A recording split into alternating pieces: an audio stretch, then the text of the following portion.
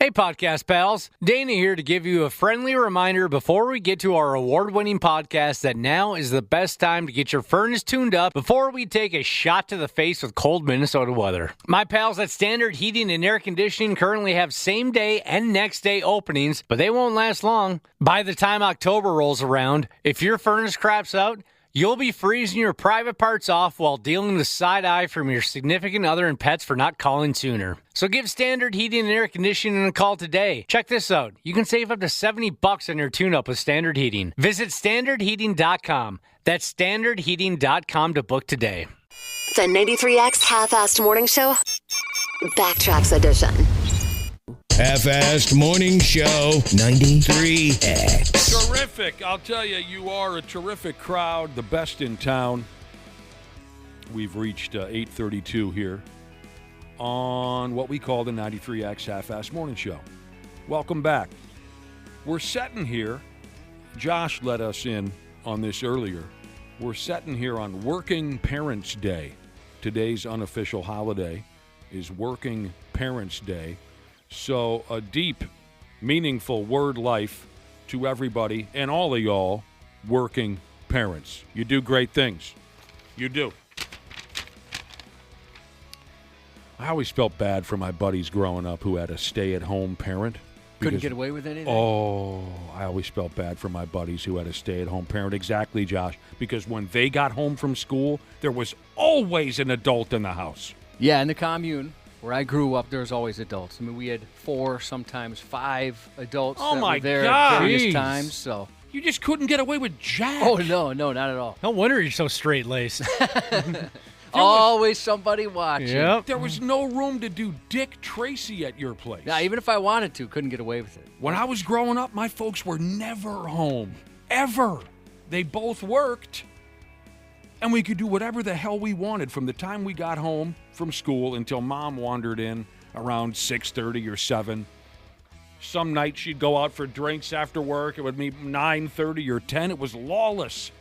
Yeah, my grandma, so she was retired. You were telling us about your grandma earlier. The different grandma. Now you sexualized both of them. Oh, God. She was home all the time. My grandma was always there, and then my dad worked from home. Oh, God. My mom, she had a part-time job for a long time. She worked nights, right? She'd work nights, weekends. She worked at Food Avenue there at Target for many, many years. Oh, I miss that place. Before she started working for the county. And then my aunt worked at a church. So their hours were kind of all over the place. There was never an adult in the house. A lot different for us. I friggin' loved. And then, of course, Josh, coming from a divorced background, on the weekends, we were shipped off to the old man's place. And he was an over-the-road truck driver, so he was also never there. Oh, no, I don't want to go to Dad's, where he won't be home until Sunday night from a trip to Kansas City, and we'll have his entire place to ourselves at 14 years old. Was it like when I was a kid where divorced parents, the dad always had cable?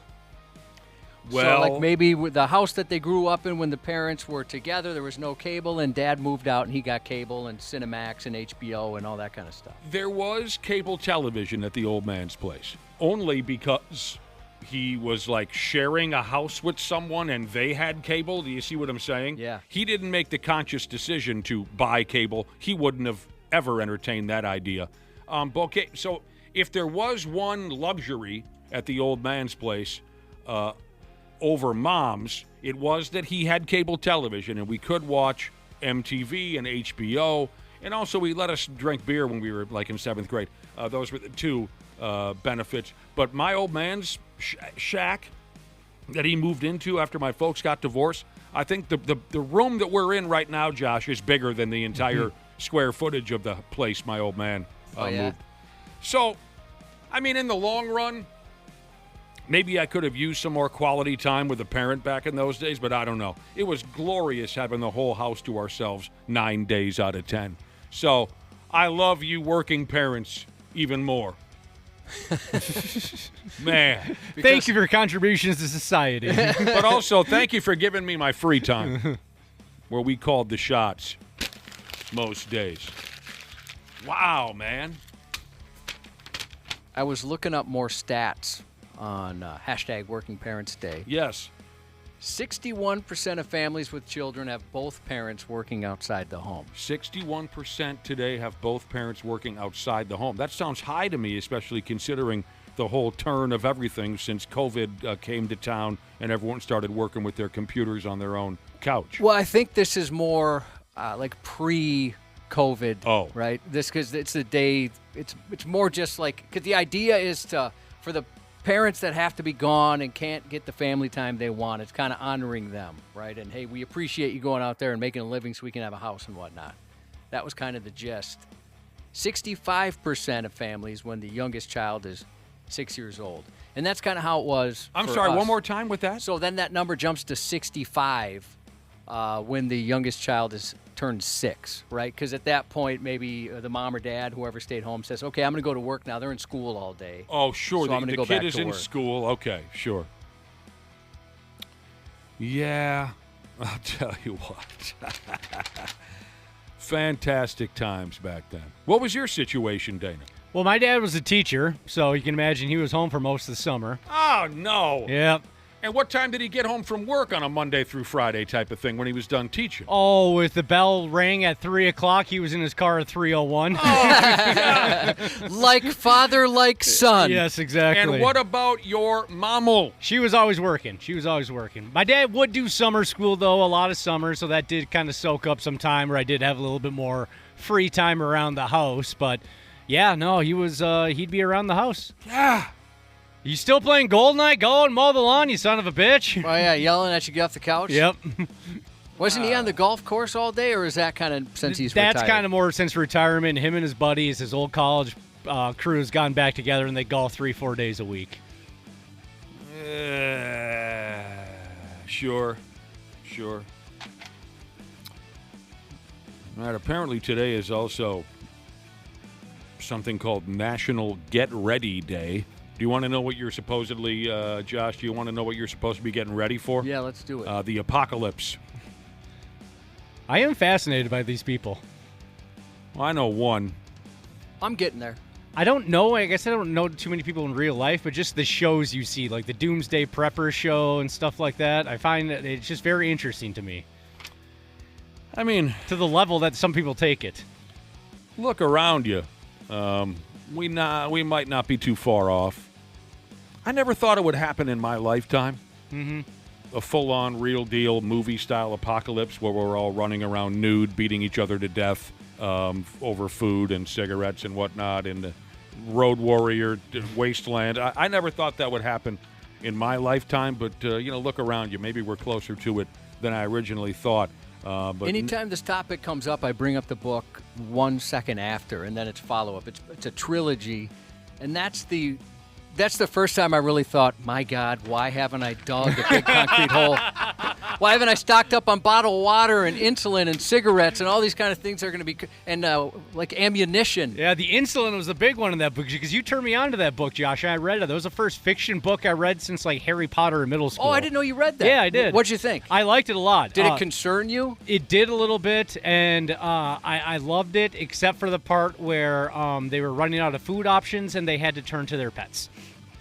That was actually my favorite part. So this book, Josh, convinced you that we're closer than you think? Or No, it just made me. So the shocking part was, I'm not giving away too many plot points here. You can read the jacket cover, you'll see this. Again, it's called 1 Second After, and there's some attack by some rogue nation, and it's an EMP, so it just kills all electronics. And I've heard this before since, because at the time I thought, well, this can't be right.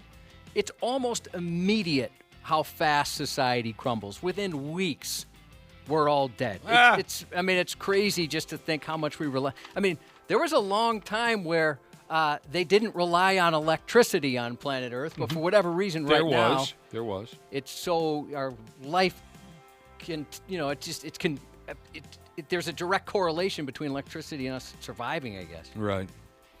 Yeah, that definitely concerned me.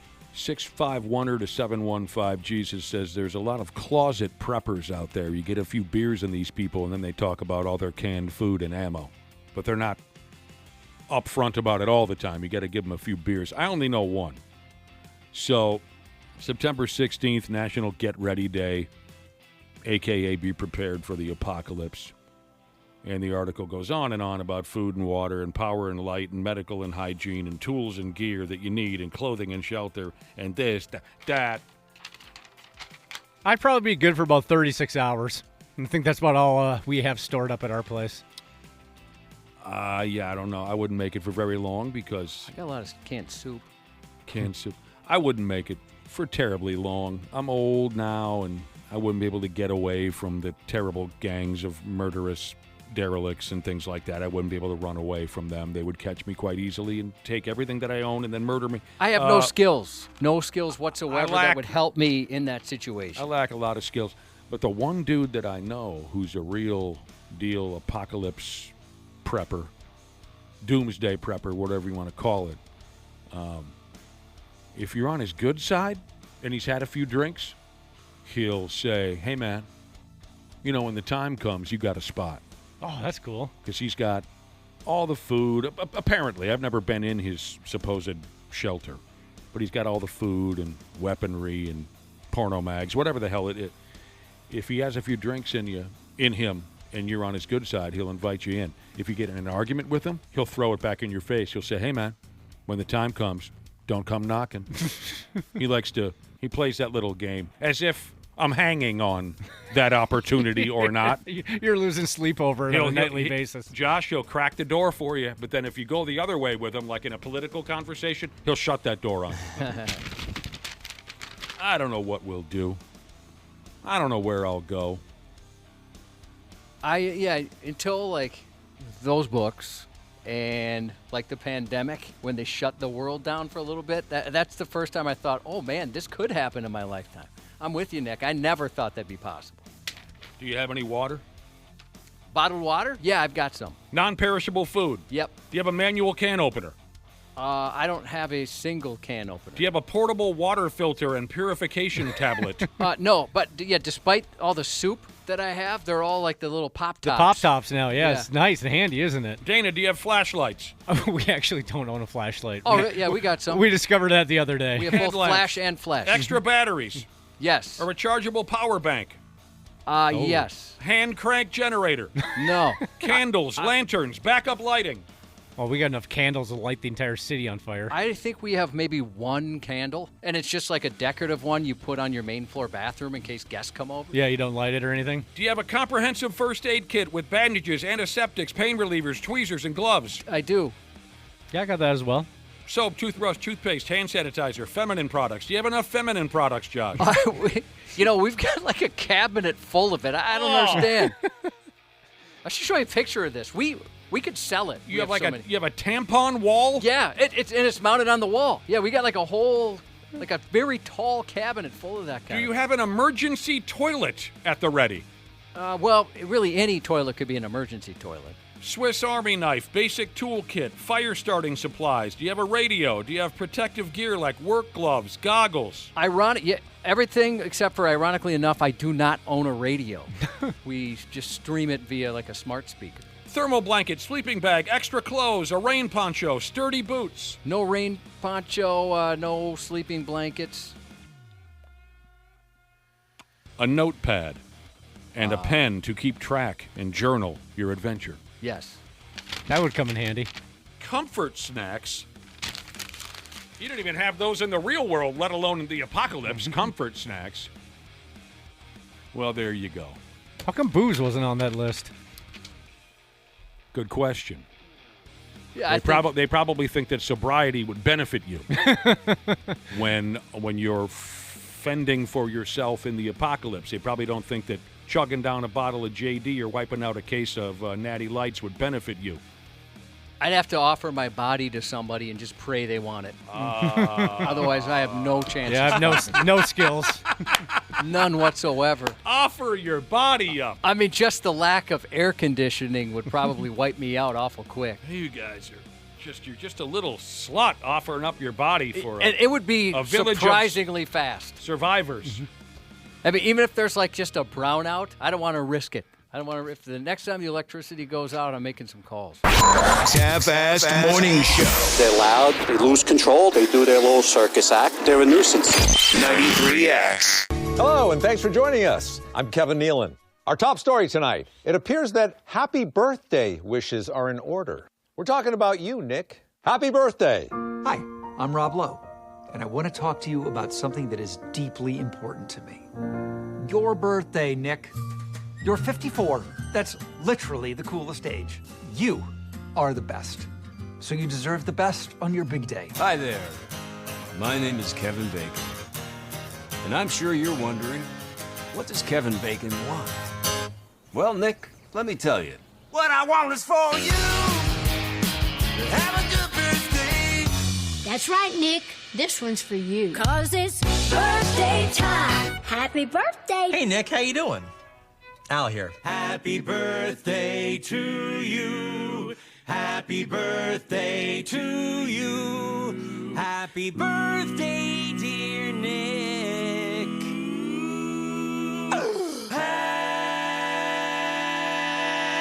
Happy birthday to you.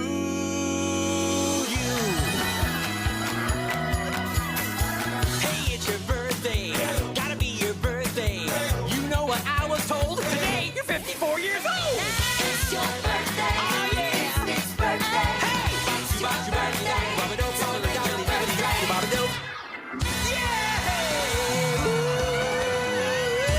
Hi, Nick. Sorry, real. Ashley couldn't be there. But A, Ashley hopes you have a kick-ass birthday. And stay away from the whores. Get excited about it. It's going to be wonderful. It's showtime.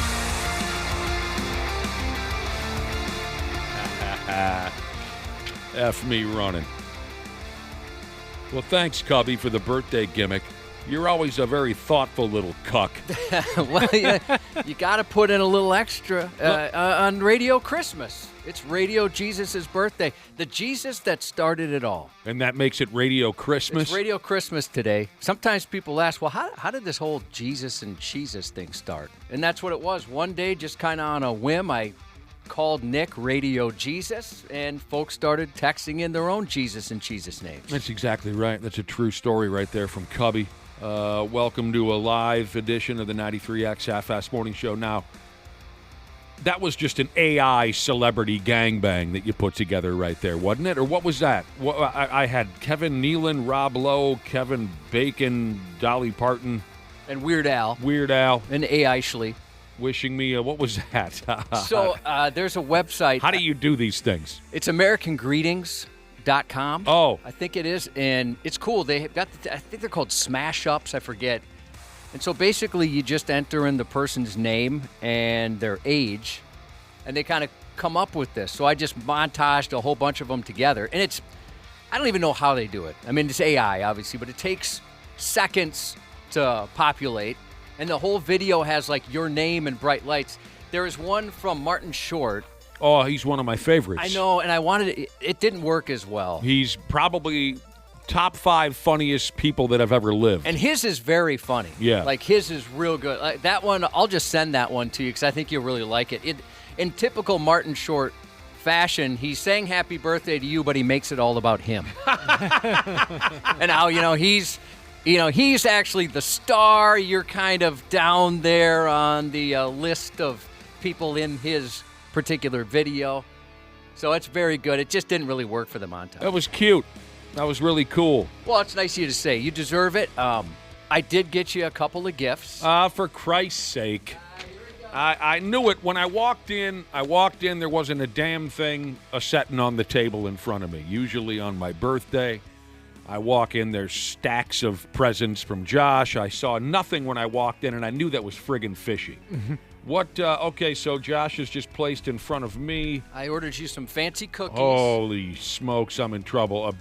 Take a look at those suckers. Big, unbelievable box of cookies because he knows I'm a junkie for sweets. Let me see what's in here real quick. Hey, friends don't do that to friends. What do you mean? I'm kidding. That goes back to the old story of my buddy with the poop in the donut box. I'll tell the story in a minute. delicious chocolate chip cookies, and there's some other, there's whipped cream in here, and there's peanut butter, and oh my God, thank you. They're crumble cookies. Those are the fancy ones. People love those. You know what they're talking about here when it says crumble? I do, yes. I have friends that are absolute junkies for those. Yeah, I haven't had them, but everyone around us was very excited when we got one. That place is hopping. Is it okay if I open these on air? Yeah, go ahead. Thanks for the cookies. Of course. And then he got me a bag here, something heavy. Feels like clothing. Oh, you bastard. I think I'm looking at a Jalen Hurts Philadelphia Eagles jersey. That's exactly what you're looking at. He just celebrated a birthday recently. Yeah, I know. You guys aren't too far We off. counted it down for weeks. Wow, that's crazy. I have also been gifted a big giant jar of D's nuts. Thanks you to love Josh. mixed nuts? Well, everybody loves mixed nuts. I love mixed Unless nuts. you have an allergy, of course. But my favorite brand is what, Josh? D's nuts. D's nuts. And that's what those are. Thank you for that. And then something else. Oh, this is something I got to, cut open. Oh, sorry. Yeah, I tried not to tape it too sticky. Where's my scissors? Here we go. Again, by the way, I want to say that before we even went live this morning, as soon as I sat down in my chair and turned on our text machine, 651-989-9393, the text machine brought to us by Josh. Who was it again? Luther Bloomington Kia. Right. And your bro. Dan Dingman. Dan Dingman. As soon as I sat down, before we even went live, there were already happy birthday messages sent my way from our wonderful listening audience. Totally unnecessary, but appreciated nonetheless. Thank you. More are coming in now. All right, one more little present to open up from Josh. Not super exciting, but I know how much you go through. Oh, yeah. This is something that daily I need, and it's powdered Gatorade. Oh, the best. You got me into powdered Gatorade, or your wife. That was her idea, right? Yeah. When we got to I have that every day now as well. All kind of a variety of flavors here. Powdered Gatorade. Thank you very much, Josh. I sucked down, a good, let me look at the side of my big water jug here. I don't know. I probably sucked down 100 ounces of this a morning. My only complaint is I wish you or your wife would have told me you're supposed to mix it with water. For a long time, I was very dry as I would consume these packets of Gatorade. Jesus, I thought you would have known better. Yeah, I didn't understand. You don't need to snort it, Josh. You mix it with water and you drink it like normal Gatorade. Where were you like 3 months ago? Very sorry. And for your nostrils and your nasal system, because that must have done some real damage. You also got me, what is this, gift cards? Oh, that just came with the shirts. Oh. Or shirt. I don't know what's going on there. Well, that's like I just left it there. 25% off if I want to buy another Jalen Hurts jersey. I could always use a second Jalen. There's a ton of different varieties. I didn't think you'd want a green one. That's why I got the black one. I wasn't sure. I don't care what color it is. Thank you, Josh, and thanks again everyone who's texting in. 54. I'm up to 54 years old already. It makes a guy wonder where his life has gone. We were just young men when we met back in the day. Yeah, 30 years ago. And we had a promise that neither one of us would allow the other one to work here past 30 because we looked at the guys 30 and over working at a rock station as complete losers. Yeah. And here we are 20-some years after that. You know what happened? The bills started showing up. Right. And we figured Makes we a difference. might as well stick around. This place at least helps us. And then the longer you're here, you realize the less of an opportunity you would have anywhere else. Right. Nobody's looking for a 50-year-old intern. No, this place at least helps us pay the bills, so we had to stick around. Yeah, it makes a guy wonder where his life is gone. Don't get me wrong. I'm fine with being 54 years old. I'm not one of those that fears getting older. I'm not one of those who's ashamed of their age, not even a little bit. It's just incredible to me how it feels like just yesterday I was in high school, getting into shirtless fist fights and throwing large televisions out the back of fast-moving motor vehicles and being interrogated by my hometown police department for setting our high school on fire and watching one of my dad's very drunk best friends try to stab one of my best friends to death. All of those innocent childhood memories are so far away now, Josh, but they feel like yesterday. I understand. I've never felt my age as an adult, meaning like I thought I'd have more answers. I thought maybe I'd be a little more intelligent at this age. You felt your age physically, but not physically, mentally. Certainly physically. That started in my 30s. Yes. Definitely started feeling physically, but mentally I don't feel any more mature. I still laugh at the same immature jokes. Right. All that kind of thing. I would say the exact same thing. Physically, absolutely. I'm limited. I feel my age.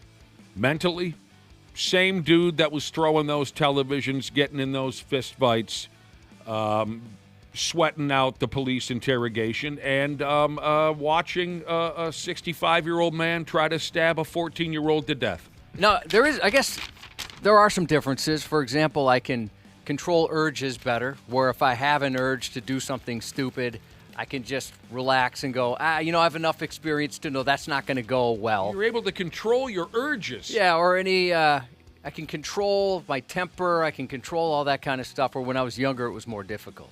Have you ever had an older person? How do I ask this question? You ever had an older person express outwardly that they have sexual urges? Oh, I didn't mean sexual. I know you did. I know you did. Where I'm going with like this, when I was a young person? I'll explain. That was just not that long ago. I was at the beer hall with my pal and his grown kid, and my pal's mother was there. So the grown kid I mentioned, this is that grown kid's grandmother.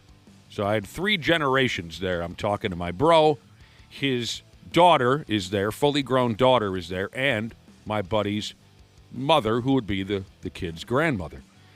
And the kid's grandmother is a widow, and she sees some man across the bar who's quite a bit younger than her, but she says something like, oh, well, who's that? And my buddy's like, oh, don't start. And the grandkid says, well, what are you talking about, Grandma? Oh, that man across the bar. And the grandkid at that point goes, oh, I don't want to hear. And Grandma finally says, I have urges. Oh, no. That's gross.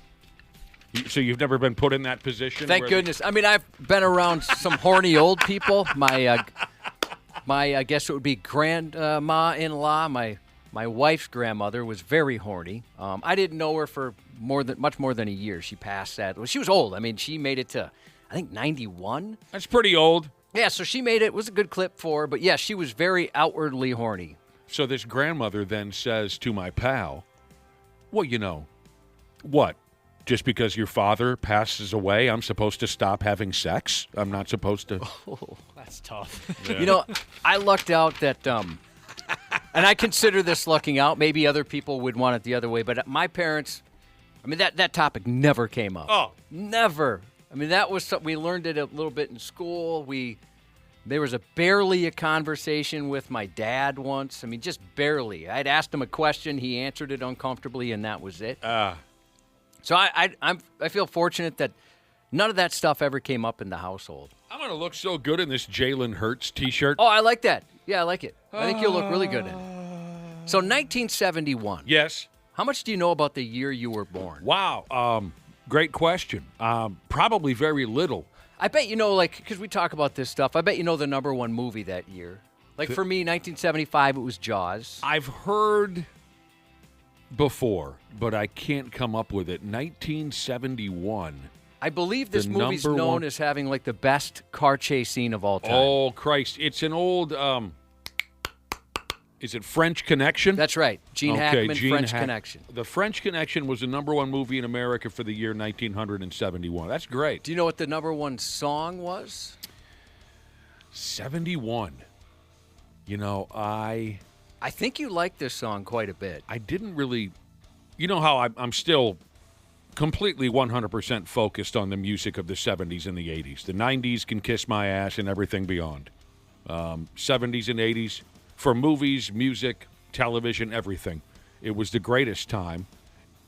'71 was a good year for some of this stuff. If you didn't already know this, I think you'll be glad to share a year with some of these. 70s and 80s, my wheelhouse. But 71, I can't say anything comes to mind. Go ahead and dump it on me. What was the big song in 1971? Hot Rod, Rod Stewart's Maggie May. Oh, Lick Me Sideways. Also, Marvin Gaye's What's Going On came out that year. Donny Osmond had a #1 hit with Go Away Little Girl. Oh, sure. And Imagine from John Lennon, all released in 1971. All the people. Yeah, I love Maggie May still. I mean, to this day, what a great song that Rod put together. The another big movie out of that year, Willy Wonka and the Chocolate Factory, the one with Gene Wilder where he hates kids. Damn, man. That's a creepy old movie. One of your all-time favorite television shows, All in the Family, debuted in 1971. God dang. Some historic events, true crime. Charles Manson and his followers were convicted of murder. Jesus, what a disaster, what a nightmare that was. The mystery that still endures to this day, depending on who you ask. Hijacker D.B. Cooper leapt from a Boeing 727 with $200,000 and disappeared into a storm. Muhammad Ali, Joe Frazier. I remember that story. Yeah, I've seen a couple. There's a couple people who have said, "Oh, we know who it is," and I think the FBI. They know who D.B. Cooper was, right? They know the real identity. They know he's alive and well, maybe at one point was. Okay, but the whole story is some lunatic gets on an airplane, and what happened? I can't remember. So I think the gist was he hijacks a plane and says, "Give me all this money or everybody dies." And then he flies. Okay. There's a huge, 100-mile-per-hour winds, a crazy storm. And it's below zero. He's up at 10,000 feet. And he's only wearing wraparound sunglasses, a little suit, and a raincoat. Jumps out and disappears with this $200,000. So there are some who I think that's kind of how it worked out. Some who believe he made it. The great majority of folks don't think he did. Yeah, the FBI investigated, and that's a great story. They gave up. They just closed the case maybe 10 years ago. Awesome. How about in sports? Okay. Do you know the big story in 1971? It happened in March, if that helps at all. Oh, something to do with the UCLA basketball program. Well, this was the fight of the century at Madison Square Garden. Muhammad Ali, Joe Frazier. And Frazier knocked out Ali on that evening. Correct? That was right? I thought Frazier was the winner of that. It doesn't matter. On Christmas, 1971, the Dolphins beat the Chiefs in the longest game in NFL history. Oh, man. Hasn't been topped. 82 minutes and 40 seconds. Okay, so help me out. A regular football game is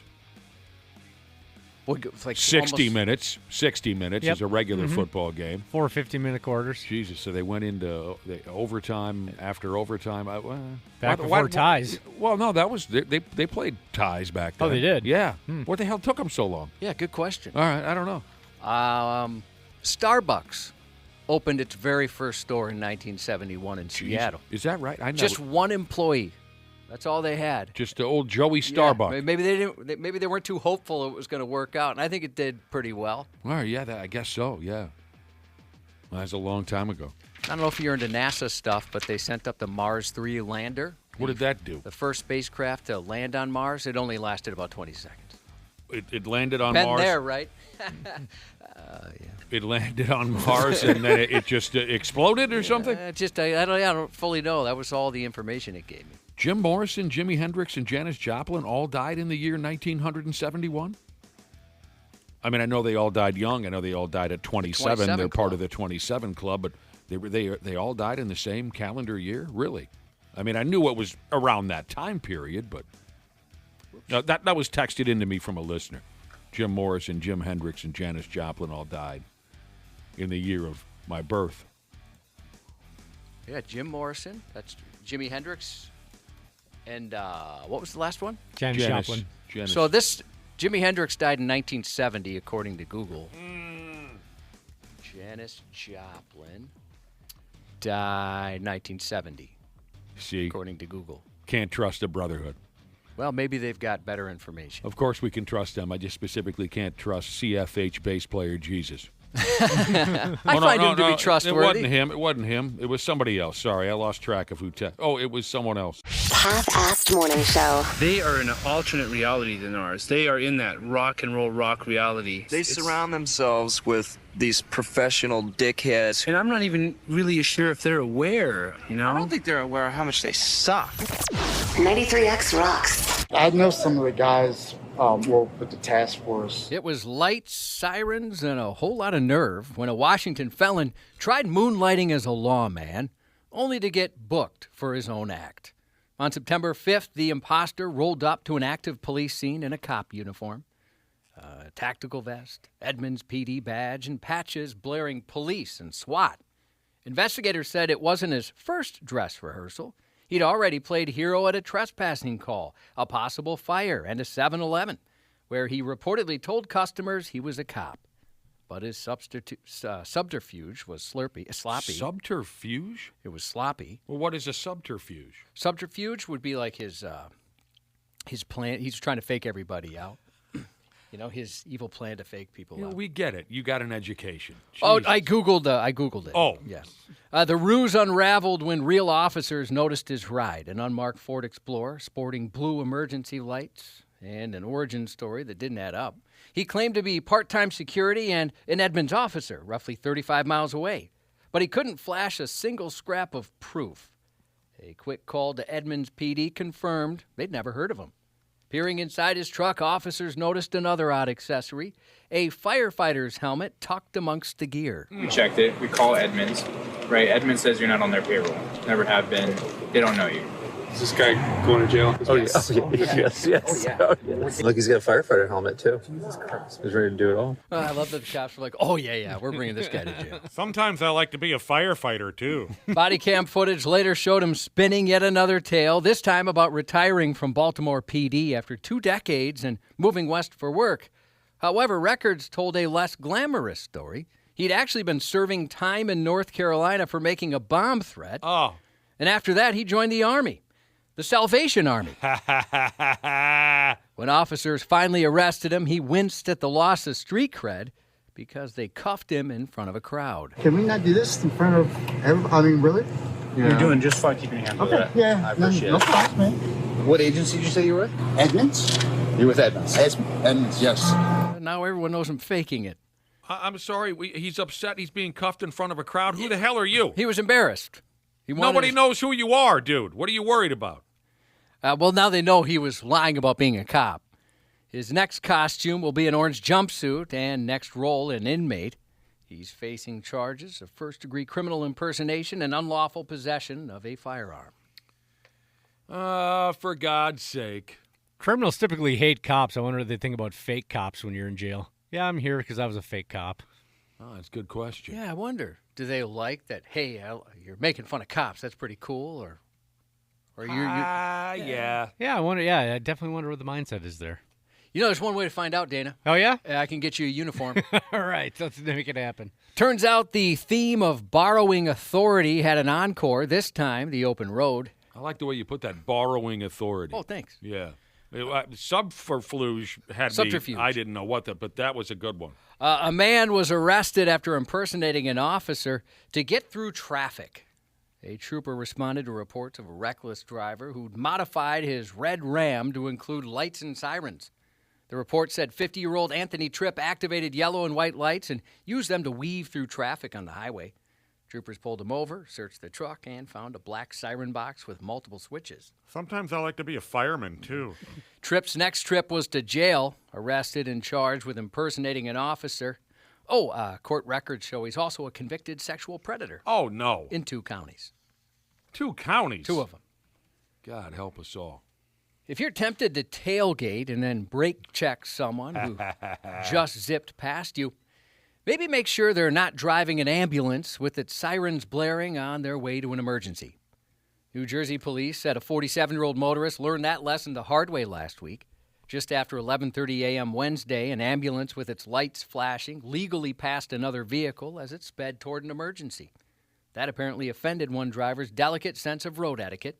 According to police, he tailed the ambulance at high speed, swerved through traffic, pulled alongside, then zipped ahead to stomp on his brakes. Cops said his antics slowed the paramedic from getting to a patient in need. His brake check earned him a reality check followed by an arrest. Why is he so sensitive? That's one of the dumbest road rage stories I've heard in a long time. Yeah, that's bad. He didn't like getting passed by an emergency vehicle. Uh-huh. Yeah. And he brake checks the guy.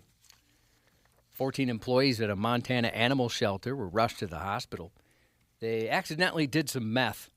It's the only way I've ever done it. Meth fumes from an FBI drug incineration went wrong in the Meth same fumes building. Yes. From an FBI drug incinerator. I've never heard of such a thing.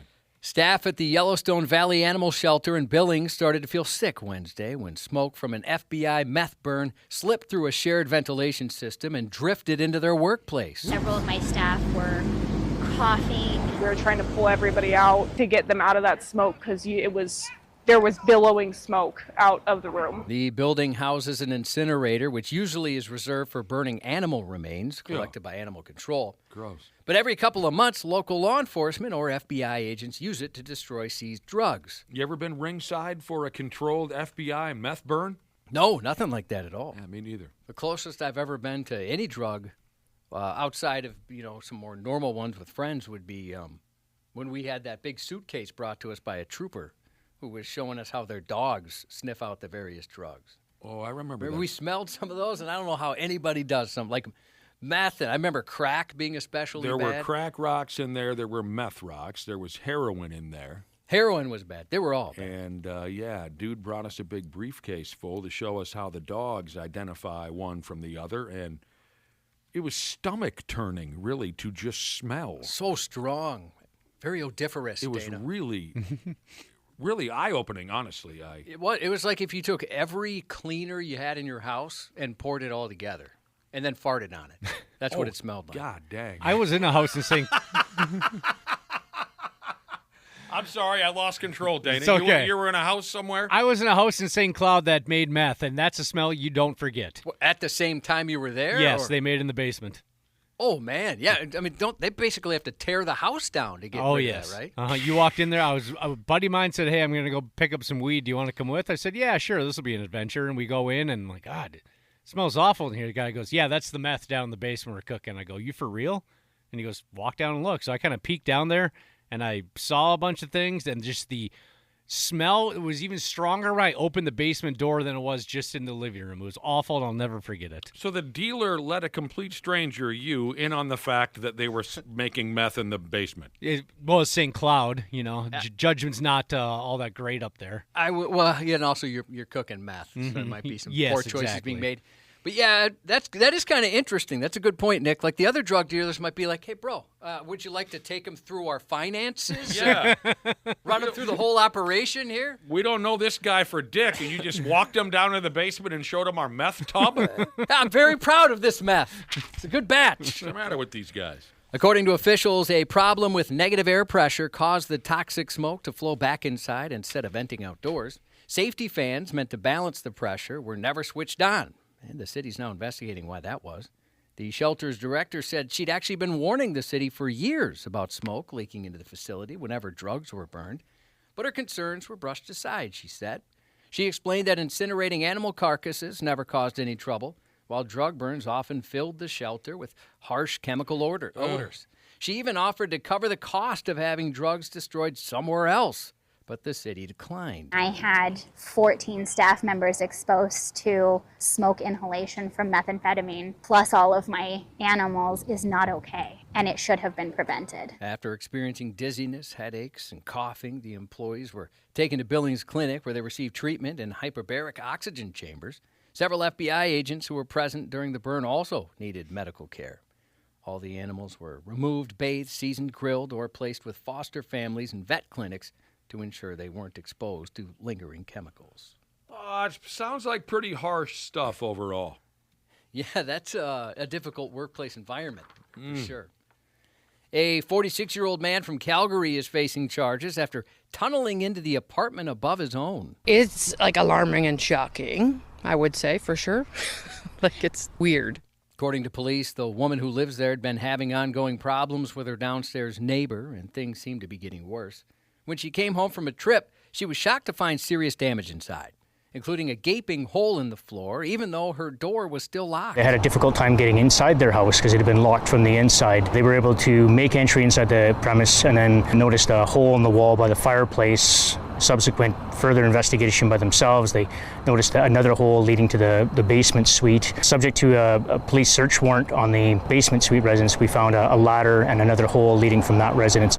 What in the living hell's going on here? Investigators believe the man below carved a passage from his unit into hers, slipping through a hidden space behind a fireplace. Can't imagine being that victim and coming home to this and the feeling of just uncertainty and feeling unsafe. I'm glad they called us, and I'm glad we had the opportunity to do what we do best. But it's concerning. It's a disturbing call, to say the least. What was he going to do when he got in there? Well, he did destroy the place, and it appeared he might have developed some sort of infatuation or perceived issues with the victim. Luckily she wasn't home, right? Thankfully, yeah. Probably would have choked her out. Police said the man and the victim had no formal relationship and were only acquainted in passing. Dude. Two men have been making terroristic threats to several fast food restaurants, warning about a supposed active shooter. The 25-year-olds were arrested for threatening McDonald's, Domino's, and Sonic locations in Illinois. The greatest hits included, "I see a dude with a big gun walking toward your store, and there's going to be an active shooter at your store in 5 to 10 minutes, or it's free." They warned employees they'd blow their heads off. They threatened to blow up one of the buildings and shoot the staff. On another call, they said, "You ever had an assault rifle in your face?" Police said the threats scared some restaurants into closing early. Investigators traced the calls back to a house where a man was arrested. A few more breadcrumbs led them to caller number 2. Police said the co-defendants made a series of threatening calls for over a month before they were caught. I don't want to point out that you made a mistake, Josh. You said these guys are 25. You meant they were 12, right? No, 25. 20. Wow. 25. Okay. Yeah. Old enough to know better. At 12, you're old enough to know. And hilarious. I mean, I bet Very funny, they yeah. found each other to be so funny, and they don't understand why no one else finds them as funny. Yeah, how do they not get just insane amount of chicks over this? Because it's so clever and funny. A string of tense run-ins between residents and workers has been making headlines over the past week. First up in Florida, a woman threatened to kill a cable company worker who was there to install fiber optic equipment in her yard. According to police, the worker had simply arrived to do a job when the homeowner intercepted him, warning that she might shoot him with a handgun, but the threats didn't stop there. The employee said he'd been using an easement on 65-year-old Charmaine Borger's property to set a concrete fiber optics box when she became hostile. She demanded to see a copy of his permit. Mm-hmm. He explained he could show it to her, but he wasn't allowed to hand over a copy. She replied, "This is my land. You can't do this," and then pressed him again. When he declined again, she shot back, "Don't play with me. I'll go get my axe and chop you up." Alarmed, the worker called police. While they waited, Borger kept making threats. "You better leave. I do have a gun. I'm going to go get it if you don't leave," she warned. "Boy, you're tall, but don't play with me. I'll get my gun if you don't leave right now." As he spoke with 911, she added, "If you don't leave, you're a dead man." Even after he ignored her, police said she continued, "You're not going to leave? I'm telling you, I'm going to go get my gun and shoot you. This is my land. I pay $8,000 in house fees. You better leave now." She's getting into the financial aspects of her home. I don't know what's going on with this cable guy, but I would have been gone already. He's either dedicated to the job or just exhausted. I mean, why even bother dealing with someone like this? A witness later told investigators she heard Borger shouting and cursing, so she recorded part of that encounter. At one point, the witness said she pointed at the hole being dug and said, "This is my property. If I was to put a bomb in there, I can." When the worker replied she couldn't plant a bomb, she grew even more agitated. "You don't tell me what to do," she said. "I will kill you." She later explained to officers she hadn't received any notice about the installation. She was frustrated. A cable provider she doesn't even use was digging on her property without permission. And she worried about safety, since she didn't know what was being buried there. All right. I mean, couldn't he just, with all those threats on his life, couldn't he just turn and beat the living hell out of her? Yeah, I wonder what he probably has a duty to retreat, right? But get in the truck and you threaten my life. Go get a sandwich or something. You threaten my life once, okay, fine. You threaten my life 14 or 15 times in an hour? I should be allowed to just turn and beat you until I can no longer beat you anymore. At least one free punch in the privates or something. Just I hear what stop. you're saying. For F's sake. Then about 200 miles west, deputies arrested a 64-year-old man accused of pointing a gun at a solar panel salesman who knocked on his door, and he threatened to shoot him in the head. The homeowner told the visitor to leave, warning he had his firearm on him. He said he'd shoot the salesman in the head, later aiming the gun at him and accusing him of being suspicious for knocking on his door. He then followed the man down the street, still holding the weapon. And on that same day here at home, a Ramsey County man reportedly pointed a gun at a utility worker in Lauderdale and threatened to kill him. You may remember that story from last week. It's just exhausting. Vince Neil woke up to a pretty shocking Christmas gift last year. He had a stroke in his sleep, but that left him unable to walk, apparently. Jesus. The 63-year-old Motley Crue frontman opened up about the ordeal in a recent interview, explaining, "My whole left side went out. I had to learn to walk again, and it was tough. Doctors even warned him he might never perform." Back in March, the band postponed their Vegas residency, calling a medical procedure. Now Vince is revealing the real reason was to focus entirely on getting better. He described a long road back, stating that he would first had to be carried to the bathroom, then relied on a wheelchair, moving to a walker, then a cane, and finally finding his footing once again.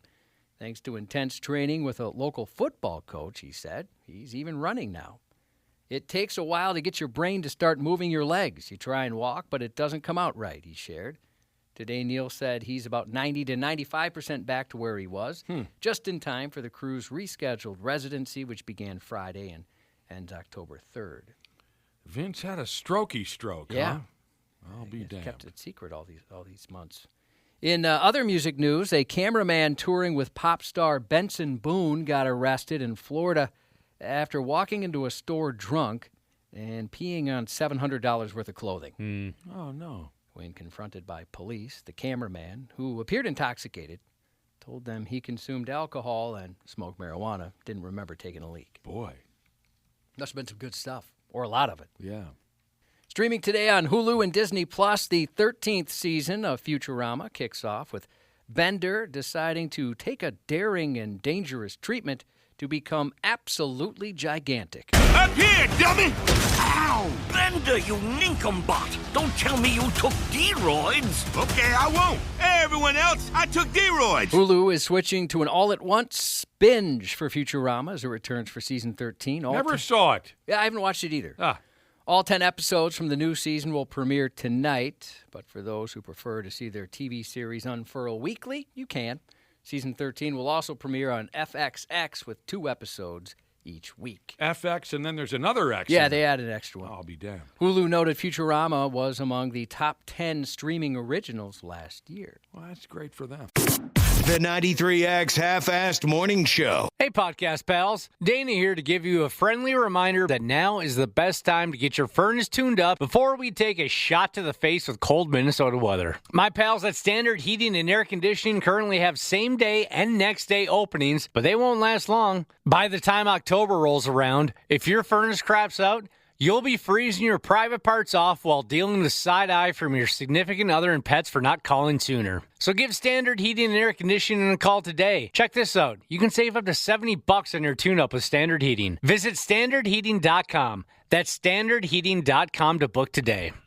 This episode is brought to you by Progressive Insurance. Do you ever think about switching insurance companies to see if you could save some cash? Progressive makes it easy. Just drop in some details about yourself and see if you're eligible to save money when you bundle your home and auto policies. The process only takes minutes, and it could mean hundreds more in your pocket. Visit Progressive.com after this episode to see if you could save. Progressive Casualty Insurance Company and Affiliates. Potential savings will vary. Not available in all states. Actor Michael Rosenbaum, he knows some of the most talented people in the business. And we try to bring you candid, open interviews, not just actor stuff. Julie Bowen is fantastic. You know when you leave a job and you know you haven't done your very best job? I hate that feeling. And if you're here for the wonderful Sarah Silverman, you came to the right place. Comedy dies in the second guessing of your audience. You just have to keep writing what you think is funny right now. The Inside of You podcast. If you really love the podcast, follow and listen on your favorite platform. Follow us. It's free. It's Dr. Andrea. Here to save you about $5,000 and answer your pet questions. It's Dr. Andrea on the 93X Half-Assed Morning Show. Oh, man. Welcome back. Welcome back to our nonsense, the 93X Half-Assed Morning Show. It's around that time to welcome the most popular lady in the county. Again, the text machine is exploding with questions for our next guest, Dr. Andrea Johnston from Gurman Animal Hospital in Minnetonka. Our Dr. Andrea segment is brought to you by the Stray Dog Restaurant and Bar in Northeast Minneapolis. Just for you folks, our wonderful listeners, they're offering up an additional 20% off all online orders with special promo code 93X. So go to the Stray Dog Northeast website, order yourself something or another to eat, type that promo code 93X in, and you get 20% off. Thank you to Stray Dog Restaurant and Bar for helping us out. Good morning, Dr. Andrea. Good morning. Happy belated. Oh, thank you. Yeah. I appreciate that very much. It's always good to see you. Questions are pouring in, like I said. But first off, how you been doing? I'm all right. Well, you said earlier it's been a tough week. You were bitten by a cat. Yeah. And now you may have rabies? Are you Catwoman? Did you bring rabies into the... I may have. Yeah. I may have. You were bitten by... Why did this cat take a bite out of Dr. Andrea? Well, I was trying... Actually, it's neurologic, right? So any neurologic cat that comes in, you worry. You know, rabies is always on your list, even though it's incredibly rare. Like what kind of signs? Neurologic? So this cat was walking like it was intoxicated, couldn't stand up straight, and it had like rapid eye movement up and down. Sure. Okay, so me on a Friday night. Yeah. And I was pilling it to get some meds on board, and it took a chomp out of my finger. Man. But it hadn't received rabies vaccine yet, and it's young. It was like a 13-week-old kitten. So you are on rabies watch. What does that mean to be on rabies watch? What symptoms are you looking for? I shouldn't laugh about it, but if the cat dies within a 10-day window, it has to be tested for rabies. That's the only way you can test for rabies is by submitting the brain. Okay. And if it tests positive, then I'm going in for all the shots, all the rabies shots. So you don't have to have them just in case? Because my daughter was attacked. It doesn't matter whose dog it was. But it was someone's dog. Here we go again. And she had to immediately, I mean, that was where our choices, right? We cut the head off the dog or we give you the shot. So she had to get him right away. Yeah. So a couple of things. It depends on where the bite is. I talked to the Department of Health yesterday or 2 days ago. It depends on where you're bit and how bad it was. It wasn't horrible for me because it was on my finger. She was bit in the face. Is there a mark on your finger? I mean, it's underneath my nail, which hurts because it bit the nail. I'll bet. Clearly, I'm on antibiotics, right? Because that's what you have to do right away. But yeah, I mean, they don't recommend shots unless the cat dies and tests positive. And I have gotten the rabies vaccine. So in vet school, they do that. Oh, is that right? Yeah. Oh, well, I didn't even know there was one. Mm-hmm. You've been doing this for so many years. Yeah. You've had rabies shots before, I would imagine. Okay. Yeah. Terrible. I mean, you can peep. No, I actually haven't had the prophylactic shots, the ones where they do it in the butt. You know, they're super expensive. Sure. So insurance has to cover it, but like a regular. Where they do it? I didn't know they had human vaccine. So rabies. Yeah. Well, so vet school, we do have something to protect, and then we take titers to make sure that we're still protected. What's that? I'm sorry, I don't know. Like blood to make sure that you still have an antibody response if you were to get.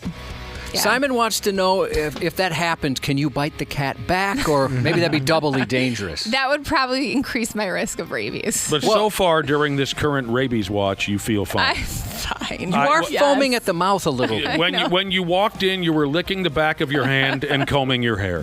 Totally. Yeah. So. I mean, my kids are so nervous about it. I shouldn't even said anything. They're funny. Are they? I'm like, guys, relax. You'll be all right. I'd be worried it's all about good. That. By the way, if you need it, the litter box is right over there. Thank you so much. Speaking of cats acting strange, I have a question for Too Broke to Motorsport Jesus. I'll try and sum this up. It's a long text. So essentially, they've got a 6-month-old kitten, and they're eating dinner last night. The cat becomes very vocal and didn't even try and steal their pizza, which he said is abnormal for the cat, right? Tries to climb up and steal the food. Mm-hmm. Didn't think too much of it. But then the cat became silent and just laid on the floor, on all fours, tummy on the floor. Wouldn't play, move, or anything. Really? And then he'd take maybe a few steps and then lay down again. So they're starting to get concerned. Yeah. Because usually he likes to play and follow them around the house. Yeah. Half hour later, he wouldn't get up off the floor. They noticed his eyes were fully dilated. This cat swallowed somebody's gummies. Yeah, it's possible. You know, Very our buddy's dog, possible. that happened to dog. Yeah. So there's a bunch, see, the cat seemed disoriented, didn't seem like in pain. They had him neutered and vaccinated last Friday. They don't know if that's somehow related. Josh, text this guy and ask him if he's got gummies in the house. Really, honestly, that sounds like gummies. They get weird. He's wondering if it's a stroke. Says his wife's freaking out. I mean, two Reginald things. P. Cheeto Esquire, by the way, is the name of the cat. Wow, that's a good one.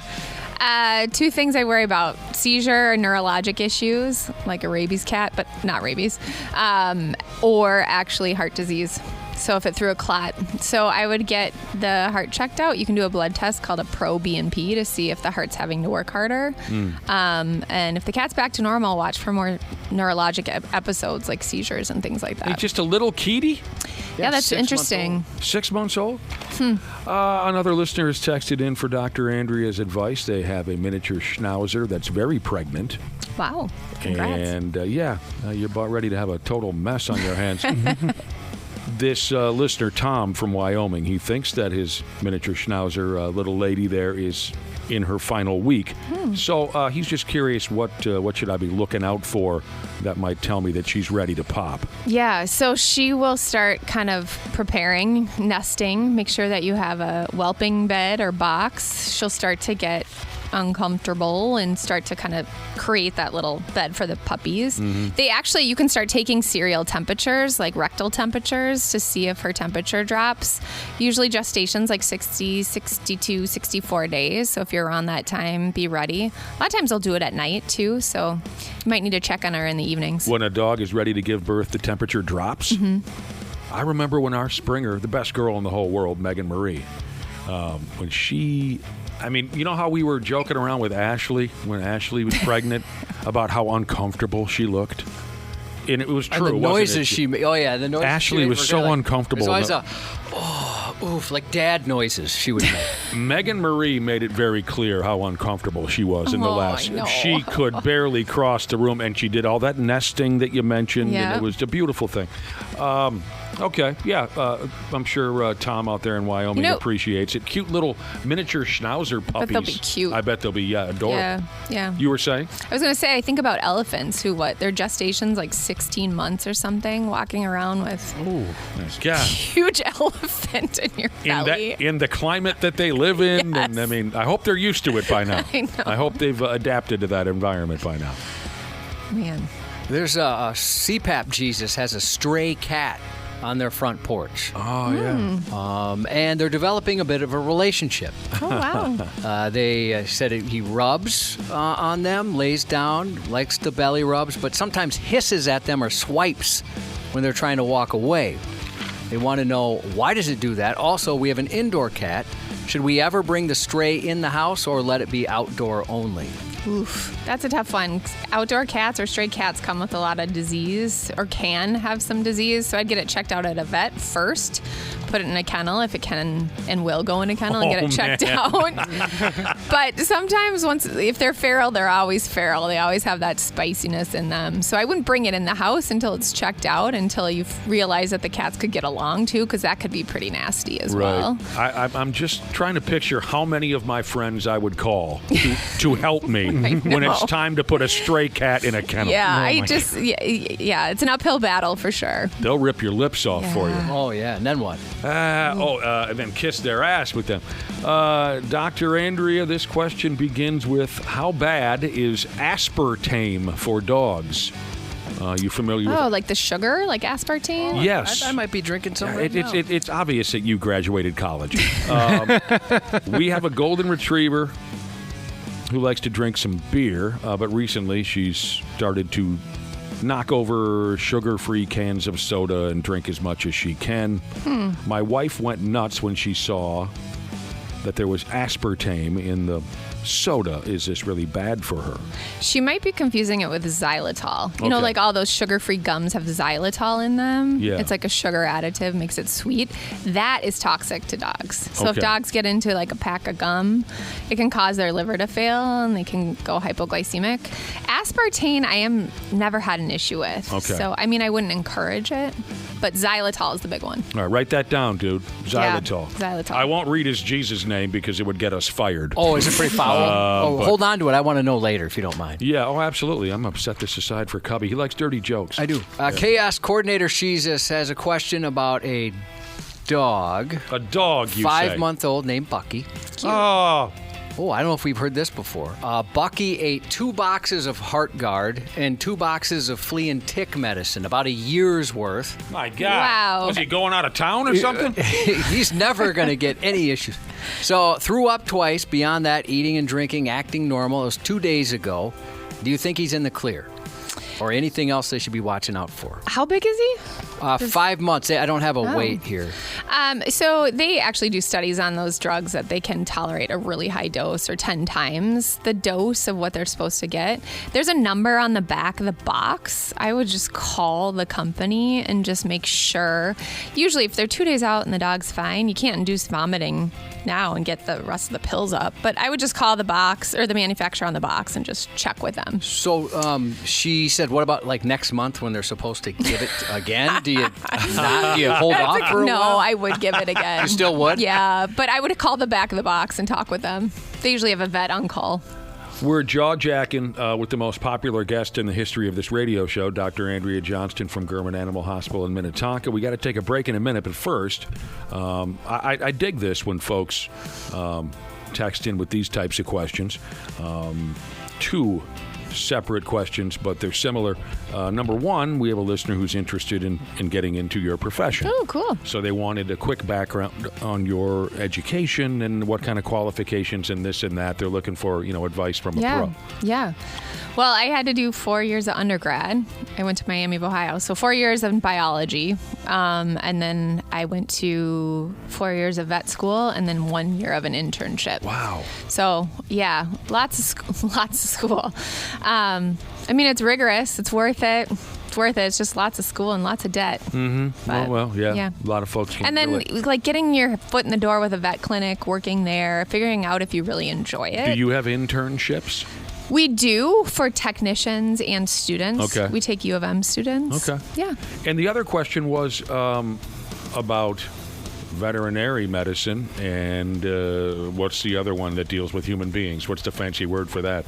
Like human med? Or? Human medicine? Yeah. Does anyone out there do both? Is that allowed? When I was in vet school, there was a gentleman in the class above me who was a human doctor and went back to school to become a veterinarian. And then But you have to do the 4 years still of vet school. Sure, that makes sense. You know, you crazy. don't. I mean, well, it kind of makes sense though, right? You don't want to be doing human procedures on a Totally. dog. Yeah. And he went on to do both at the same time. No, he just practiced Okay. veterinary medicine. Man, That kid, I wonder if there's any mess ups, like he accidentally spayed a lady. Hope not. Josh, I mean, I could barely make it at Brown Institute. Yeah, are you too smart if you can do both a year those? program at Brown Institute troubled the hell out of me. Oh, this is a great point from I'll Try Anything 4 Times Jesus. If there's ever a rivalry, I don't know if there is a rivalry between doctors and vets. We love rivalries. Where do mobsters go? Where do they trust their health issues? The I vet. don't know. I would say a vet. It's funny because the whole thing behind veterinarians this way, we say we're the real doctors because we treat how many different species versus one. Right. Oh, yeah. Good point. But we go through the same amount of school. You treat a species that can't explain to you what's wrong with them. That. You treat a You gotta figure species that out. that can't tell you where it hurts. Yep. Fascinating stuff. We got to take a break. More of your questions for Dr. Andrea when we come on back here on the Half-Ass Morning Show. It's Dr. Andrea On the 93X Half-Ass Morning Show. This is a great lead-in right here. This is a great lead-in to our second round of questions for Dr. Andrea here on the Half-Ass Morning Show. Text came in that simply says, how the heck is Dr. Andrea so damn smart? She answers every question quick AF without even thinking. I don't know, dude. I don't know. Thanks. Tonka Tig Welding Jesus wants to know, how the hell do you get so smart? Notice that on day one. There's no confusion in your face. You know, we can see, and you pretty much just kind of shake your head as the question's being asked, and you know exactly the answer. And the questions are all over the board, too. And, like, with me, if somebody said, hey, when's your birthday? Like, I have to stop and think about it for a little bit, you know? I've answered that question incorrectly before. I don't know. Maybe there's somebody fact-checking me and is like, this girl is full of it. No, you'd know. I bet you'd know. Possible. It's funny, when we have a trooper segment, they all get a little nervous, and they'll tell us off air, I'm going to get so much crap from my partners if I screw something up. And they even get crap when they don't screw something I up. bet. Right off the get-go here, a question about Little Miss Sadie Mae. I think she's a dog. Cute. Dr. Andrea, our Little Miss Sadie Mae, will push down and arrange her food before she eats it. It is adorable. Have you heard of something like this before? Yeah, my dog does that. He tries to bury it before he eats it. Oh, my dog does that too. I've been curious about this. They mess around with it. I don't know if it's like a protective mechanism for them to kind of just hide it or play with it. It's nothing to worry about. It's just a behavioral thing. Kind of cute. It's cute as hell. It is cute. It is cute. Cop that uses fuzzy cuffs, Jesus, says, what happens if my husky ate a king-size Kit Kat wrapper and all? He'll be fine. Totally okay? Yeah. I mean, people worry about chocolate so much, but it's the dark chocolate that's the issue.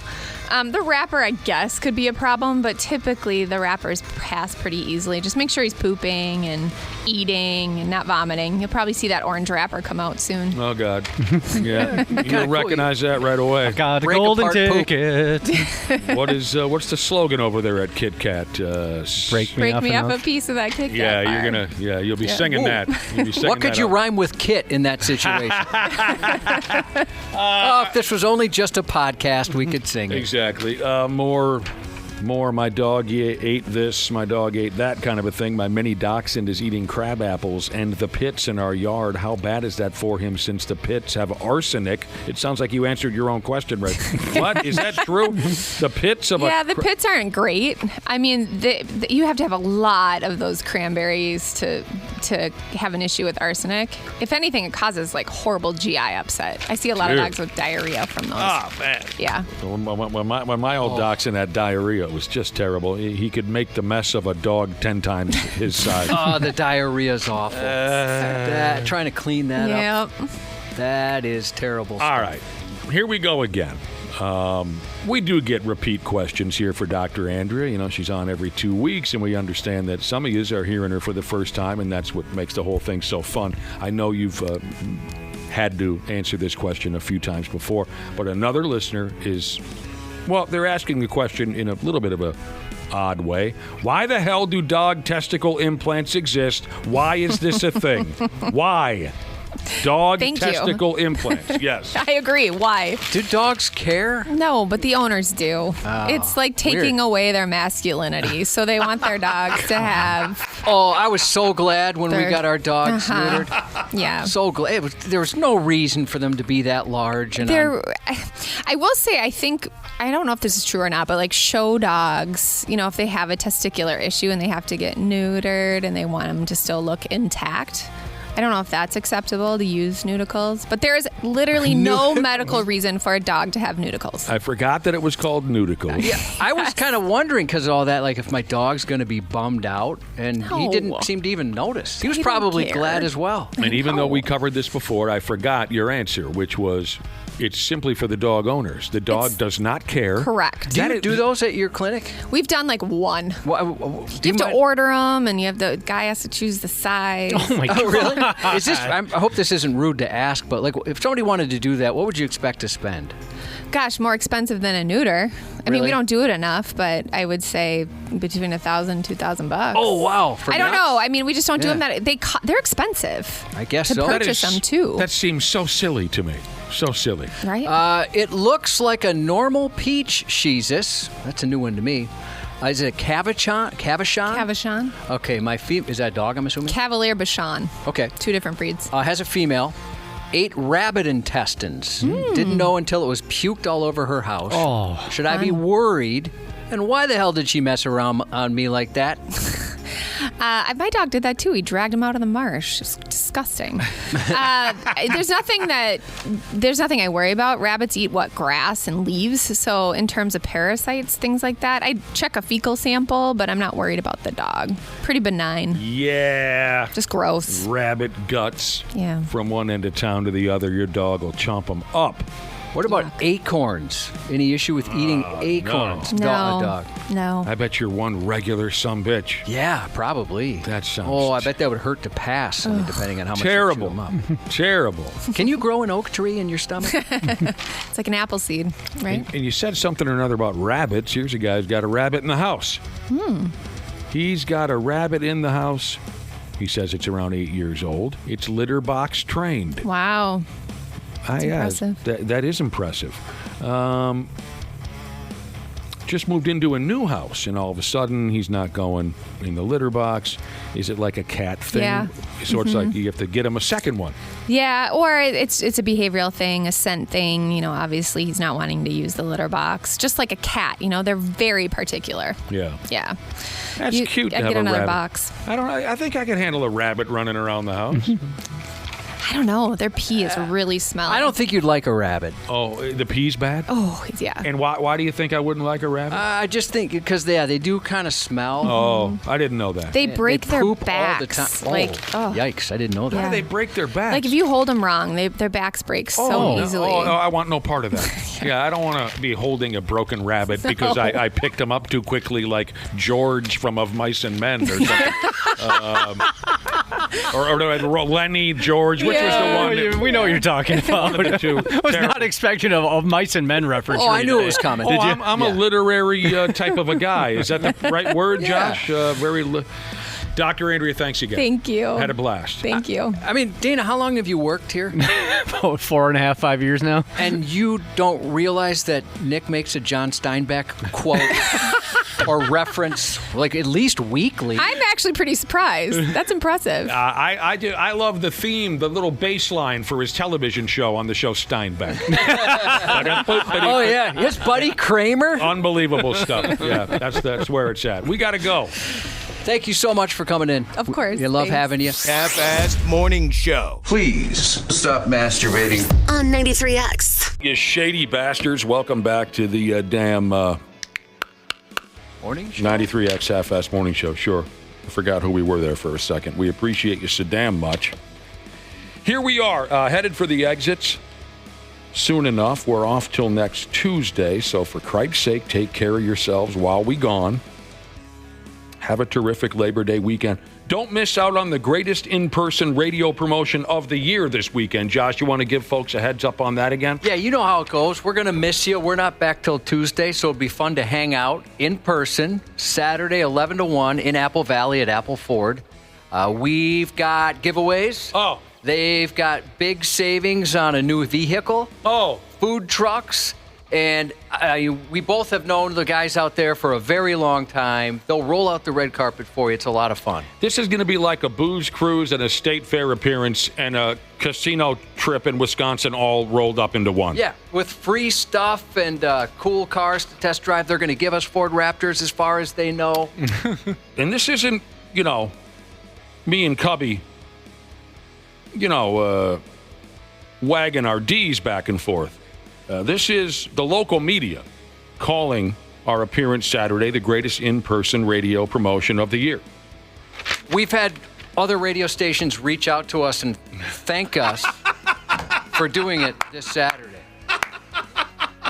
We had the general manager of Hubbard Broadcasting came to our booth at the State Fair and said, hey, I heard about this Ford thing you're going to be doing. Thank you for doing that for all of radio. And it's the least we can do. Oh, so that'll be Saturday. But while we're still on the clock here, apparently I'm about to be put to the test. And this is very interesting. I just found out about this 5 minutes ago, but I'm excited. I was telling you guys a couple days ago, my wife is burned out on my lack of knowledge of current pop culture. I'm a 70s and 80s person. That's my wheelhouse. I admit that I am wildly unaware of current singers, bands, actors, rappers. I just don't follow it. I rarely watch television or movies. I'm sure if you're a regular listener, you've heard me try and figure out who's who, and I struggle terribly.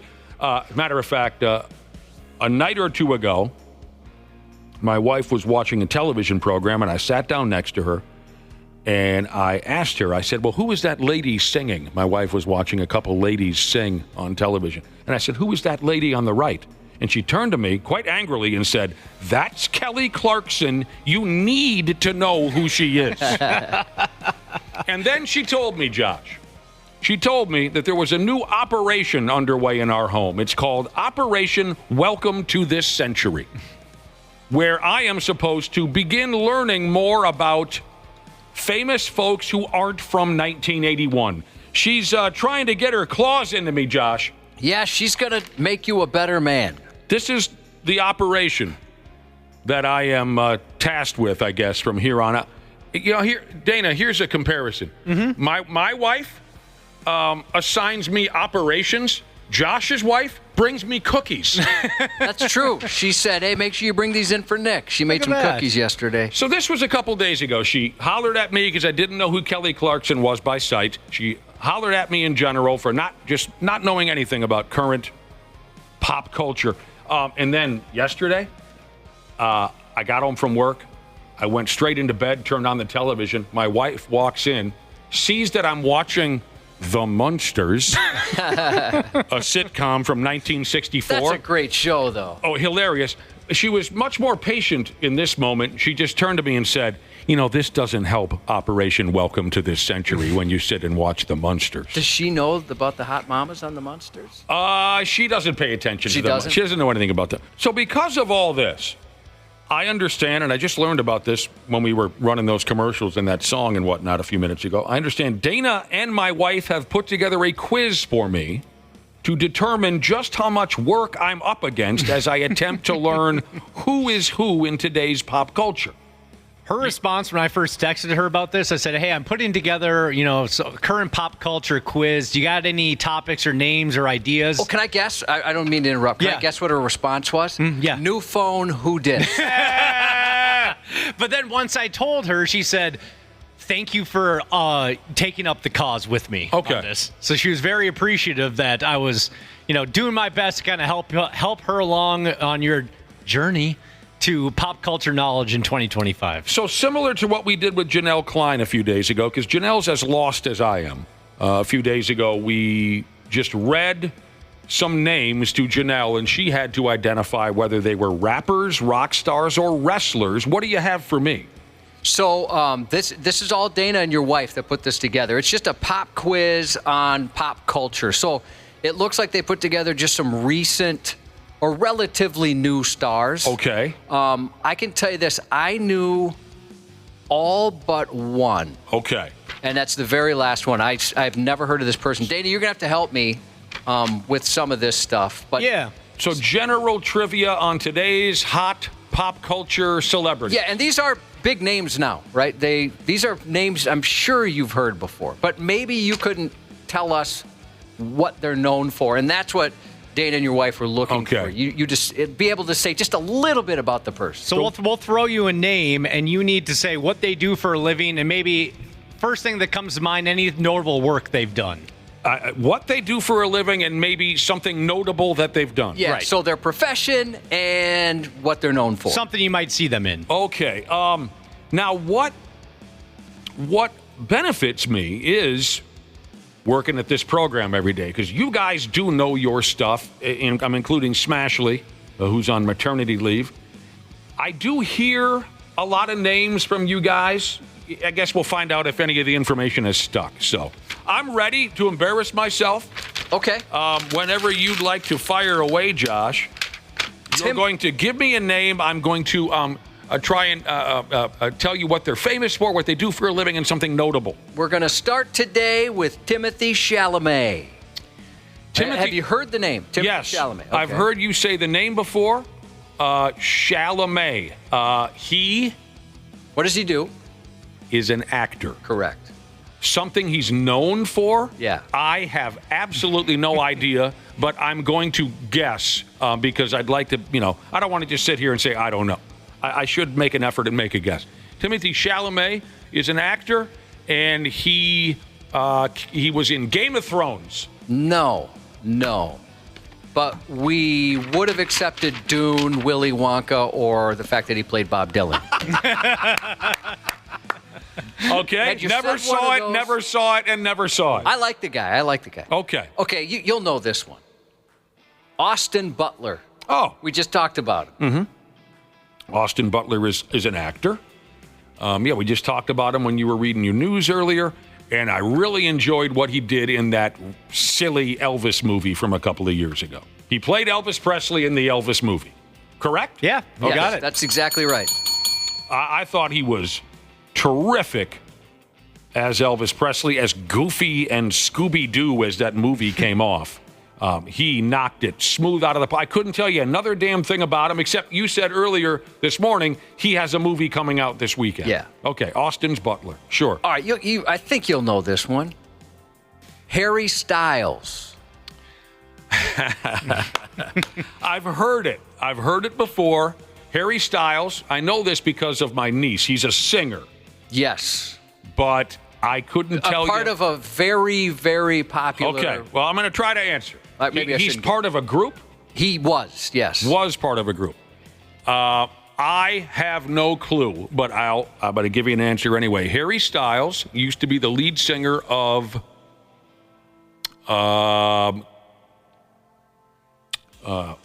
K-pop. No, he's not Korean. He's British. They've since gone in separate directions, but he was a member of One Direction. For Christ's sake, One Direction. Okay. And your godson's sister was obsessed. My daughter was absolutely obsessed with she couldn't One Direction. Get enough Harry of Styles still. One Direction. Sure, I've heard that out loud as well. You know what? To Insomniac Jesus, he said, Kelly Clarkson, overrated karaoke star. How did I do? To each their own. Mm-hmm. Sometimes you can be wrong, Insomniac Jesus. No judgment. You got to know this one. Sydney Sweeney. Okay, yes. Ashley talks about Sydney Sweeney a lot when she's not on maternity leave. And again, you don't have to, I'm sorry, they threw in here, now again, this is Dana and your wife that put this together. In this case, you can say something you might know about her that has nothing to do with her profession. Okay. Because there's something notable that people bring up. Okay. Sydney Sweeney is an actress. Correct. I could not, for the life of you, tell you one movie she's performed in, but isn't she known for having just a delicious ass? No, higher. Oh, she has incredible jugs. Yes, that's kind of what people say. Sure. She really leans into it, too. I think I'm doing very well so far. I have not been able to give you many details on these people, but I've so far, am I undefeated on what their profession is? Yes, okay. Yes, and yes. Okay. Okay, and yes, that's 4. Glenn Powell. You once famously said on this show, I wouldn't know Glenn Powell if I was banging him. Oh. The name sounds very familiar. What's his profession? Glenn Powell, I'm going to go ahead and say he's a singer. No. Okay, he's an actor, and he's been in some pretty popular movies. As a matter of fact, he was in a movie that recently people called this particular movie the movie that saved Hollywood. The movie that saved Hollywood? It's a sequel. He was in... what's that show where the kids go back in time? The show? You mean like Back to the Future? He was in Greater Things Part 2. What's the name of that show where they go back? Stranger Things. Glenn Powell was an actor in Greater Things Part 2. Back in time? Don't they go back in time? No. It's set in the 80s, so maybe I could see why you might be. Who is Glenn Powell? Glenn Powell is in Top Gun. He was in Twisters. Now, by the way, Twisters was not the movie that saved Hollywood. But Top Gun Maverick, at that time, after the pandemic and everything, they said, This is the one that's going to get people in theaters. I saw Top Gun Mavericks. So Glenn Powell's the one to blame, then, for all the 20-year-olds walking around town with their hilarious mustaches. No, that's a different guy. That's not... Who's Glenn? What role did he play in Top Gun? I forgot his call sign. Was he Tom Cruise? No, he wasn't Tom Cruise. He was kind of like he kind of played the Iceman role in the sequel. I couldn't Couldn't pick him out of a crowd, but okay. So, one wrong for me. I didn't know who Glenn Powell was. The Half-Assed Morning Show. Minnesota's 93X! Yes, my friends. I am the old guy who has very little knowledge of modern pop culture. You're doing very well, though. I think I'm doing all right. Yeah. So hopeless that my wife has had enough of me. She's challenged me to make an effort to learn about current famous people. I'm very dialed into the influential folks from the 70s and 80s. I'll bore you to death with that. But that's where it ended for me. It's called Operation Welcome to This Century. Today, Dana and my wife have put together a quiz. And the gist of the quiz, Josh is reading me some names, and I have to tell you folks, tell everybody, what they do for a living and something notable about them. I've performed quite well. I think I've been able to damn near every time tell you what these people do for a living. I've been struggling to branch out from there and name any movie or song or whatever they're notable for, but I'm doing much better than I thought I would. I think you're doing great. I mean, you know all these names at least. Who have we covered so far? So far, we have covered Timothy Chalamet, Austin Butler, Harry Styles, Sydney Sweeney, and Glenn Powell. And again, you guys are the ones who have really helped me so far. I mean, I hear you talk about these people a lot on the program, so that's been a huge benefit. Who's next? All right, Danny, do you mind if I skip around a little bit? Oh, no, yeah, of course. Yeah, I just threw those all out there and let you pick which ones you like. Bad Bunny. Ah, sure. Yeah. And We've talked about him a lot on this program. Yeah, what does Bad Bunny do for a living? Well, he's a rapper. Correct. But he's also done some acting lately. Yep. He's in a movie or two. Happy Gilmore 2, and also a wrestler. Oh, right. I've seen him wrestle as well. So he's pretty damn good at it, too. I guess, yeah, if you were to ask me, then to give you some more information on what he's appeared in or what he's done. I couldn't name a movie, I couldn't name a song, but I could tell you he at one point or another worked for the WWE. He's performed in a couple of pay-per-views. I got that one nailed. Bad Bunny. Anya Taylor Hubba Hubba Joy. Actress. Yep. Couldn't tell you a damn thing about what she's been in. Most famously, The Queen's Gambit. Yeah, I'd say so. From Okay. Netflix series. I would think that's the one she's most popular for. I hear her name come out of your mouth a lot, Josh, because you've got a little boner. Whenever you like Anna Taylor's Joy. Yeah, I don't really have celebrity crushes, but if I had to name one, it'd be her. Okay, this one, I don't know if you'll get this. Hugely popular. Really? But, yeah, in a genre you would have nothing to do with. Okay. Mr. Beast.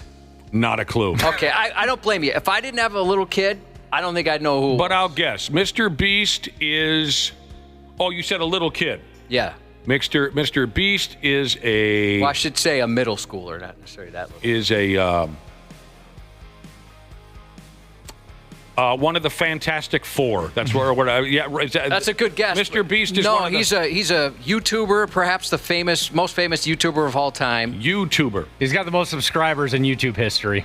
Yeah, he's a very, very big YouTuber. What does he do? He gives away money. Yeah, he puts out videos where he kind of puts people in challenges, like, hey, for $500,000, can you live in this underground bunker for 100 days? All right. It's funny. When my son first showed me his videos, I'm like, dude, this is stupid. That's not real money. They're not giving it away. And then like 2 days later, I read an article saying, it's not stupid. It is real money. Yeah. I was way off. F me. Okay, Mr. Beast, he and I have not crossed paths. All right. What about Colin Jost? Heard the name. Colin Jost. I've heard the name. He's got a very famous wife. He's on a legendary television show. Well, okay, then falling off the face of the earth for the most part. You've given it away. Then he's an actor, and I'm going to say Colin Jost is on. I'm trying to think of a wildly popular. You said hugely popular. The show is considered a legendary show. Been around for 50 years now. Yeah. Okay, Colin Jost is an actor on The Simpsons. Saturday Night Live. He's one of the weekend update anchors. And when he and Michael Che, when they go back and forth, when they write jokes for each other, oh my gosh, that's funny. I thought maybe he was a voice actor for The Simpsons when you said legendary long. I think I can picture him now that you told me. Who's his famous wife? Scarlett Johansson. Uh-oh. I thought maybe I should have seen that coming. Oh, no. Have you heard the name Scarlett Johansson? Yeah. Really? Who's his famous wife? No, Scarlett Johansson. All right, one more for you. One more. This is the one I had never heard of. Okay. Until Dana and your wife put this together. Benson Boone. I'm going to say Benson Boone is a singer, and his hit single is Baby Got Back. I have no idea. Singer is correct. He is. Oh. As a matter of fact, UPS Golden Valley Delivery Jesus said he just found out who it was because his kids wanted to go.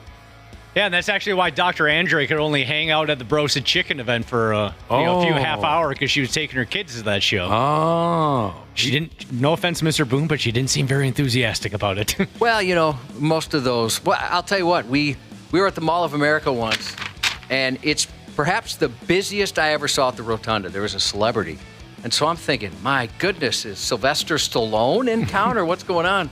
And it was some quote-unquote influencer I'd never heard of before. This is probably like a 14-year-old girl, and my kids knew who it was. And I wish I could even tell. I wouldn't be able to tell you now who it was, but I've never seen anything like that with how popular this person is. And this was that Benson Boone character? No, I'm saying it was just like a person that you never heard of that is like a giant star in their own right. I think you guys, you took it easy on me. I appreciate you taking it easy on me.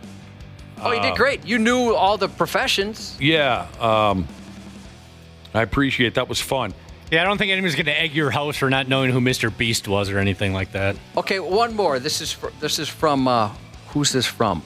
Smokes Your Mom's Pot, Jesus. Sure. Tim Allen. That is a great kind of inside joke. Man. Who have you... Josh was just describing that rotunda at the Mall of America. There was a famous YouTube gal sitting there, and the place was packed. Who have you either accidentally or purposely gone to see when they make a public appearance in that setup? Well, I went and saw Kurt Angle when you were there, long before we knew each other. Okay, Kurt Angle. Good guitar player, Joe Satriani. Guitar players would know who that was. There were 2 accidents for me, and the crowds were insane. Oh, I'm sorry. Did you say an accident or on? Well, no, either one. Okay. Whether it be accident I had another accidental one, too. Who was that? I'll have to look. It was a boy band that was popular. They were at Planet Hollywood. The boy band was popular for a couple of minutes. Boonson Boone. It was Boonson Boone. Twice. I mean, yeah, I went there to see Kiss once and this and that, but I'm talking about, in the rotunda. Twice it was an accident. Once it was a dude from 90210.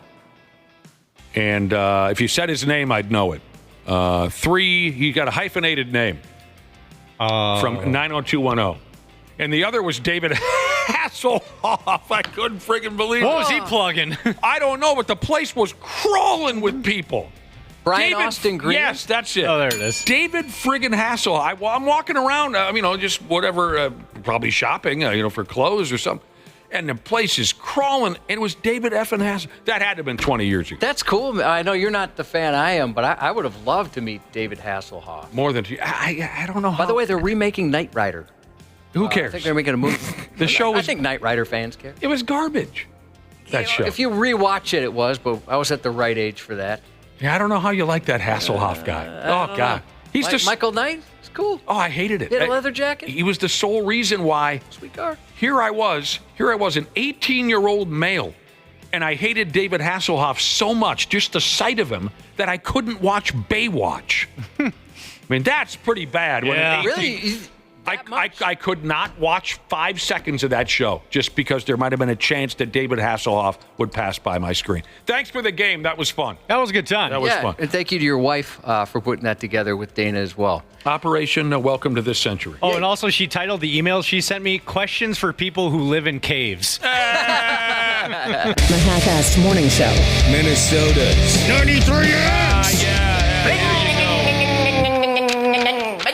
Firing it up. We're firing up the motorbike. Get across there. There you go. Imagination. Jesus, we're singing. Imagination. Welcome back to the program. She's Monday. We got our bro on the line now. He was a little busy earlier. And not only is he our bro, but he's now, in my book, an American hero. Soon, He'll be inducted into the United States Hockey Hall of Fame. That makes him an American hero in my book. Welcome back to the show, Zach Parisi. Hi, guys. Thank you. I'm so sorry about this morning. What the hell was going on there? We're enraged.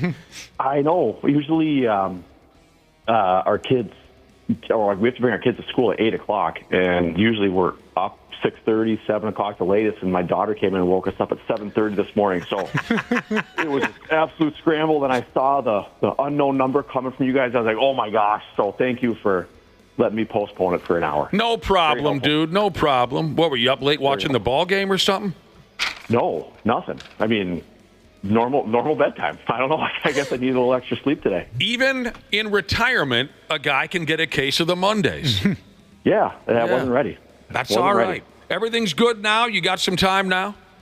I got some time now. I just got back from drop-off, and yeah, all good now. I got now the retirement kicks in. Now I got nothing going on the rest of the day. Yeah, it's awesome. How you been, man? It's great to hear your voice again. Good. Yeah, thanks for having me again. Doing great. Kids are back in school, getting all their stuff done, and hockey season's right around the corner for them. So you're going to be coaching again? Exciting times. Yeah, I'll help out wherever they end up. My older boy and daughter, they're Huey and 12U first years, and then my youngest is still a Mite 3, so he's got some Mite hockey still to go. But wherever they end up, I'll hopefully be able to help out. That sounds pretty cool. How old's the oldest now? 12, 11? The twins are 11. They're twins, I forgot. Yeah, Jesus. Yeah. So they're in 6th grade, and then their little guy's in 2nd. Unbelievable. Congratulations on your induction into the United States Hockey Hall of Fame. Where and when for this? Thank you. I think it is, could be a couple days off. I think it's December 4th, and they're doing it in St. Paul.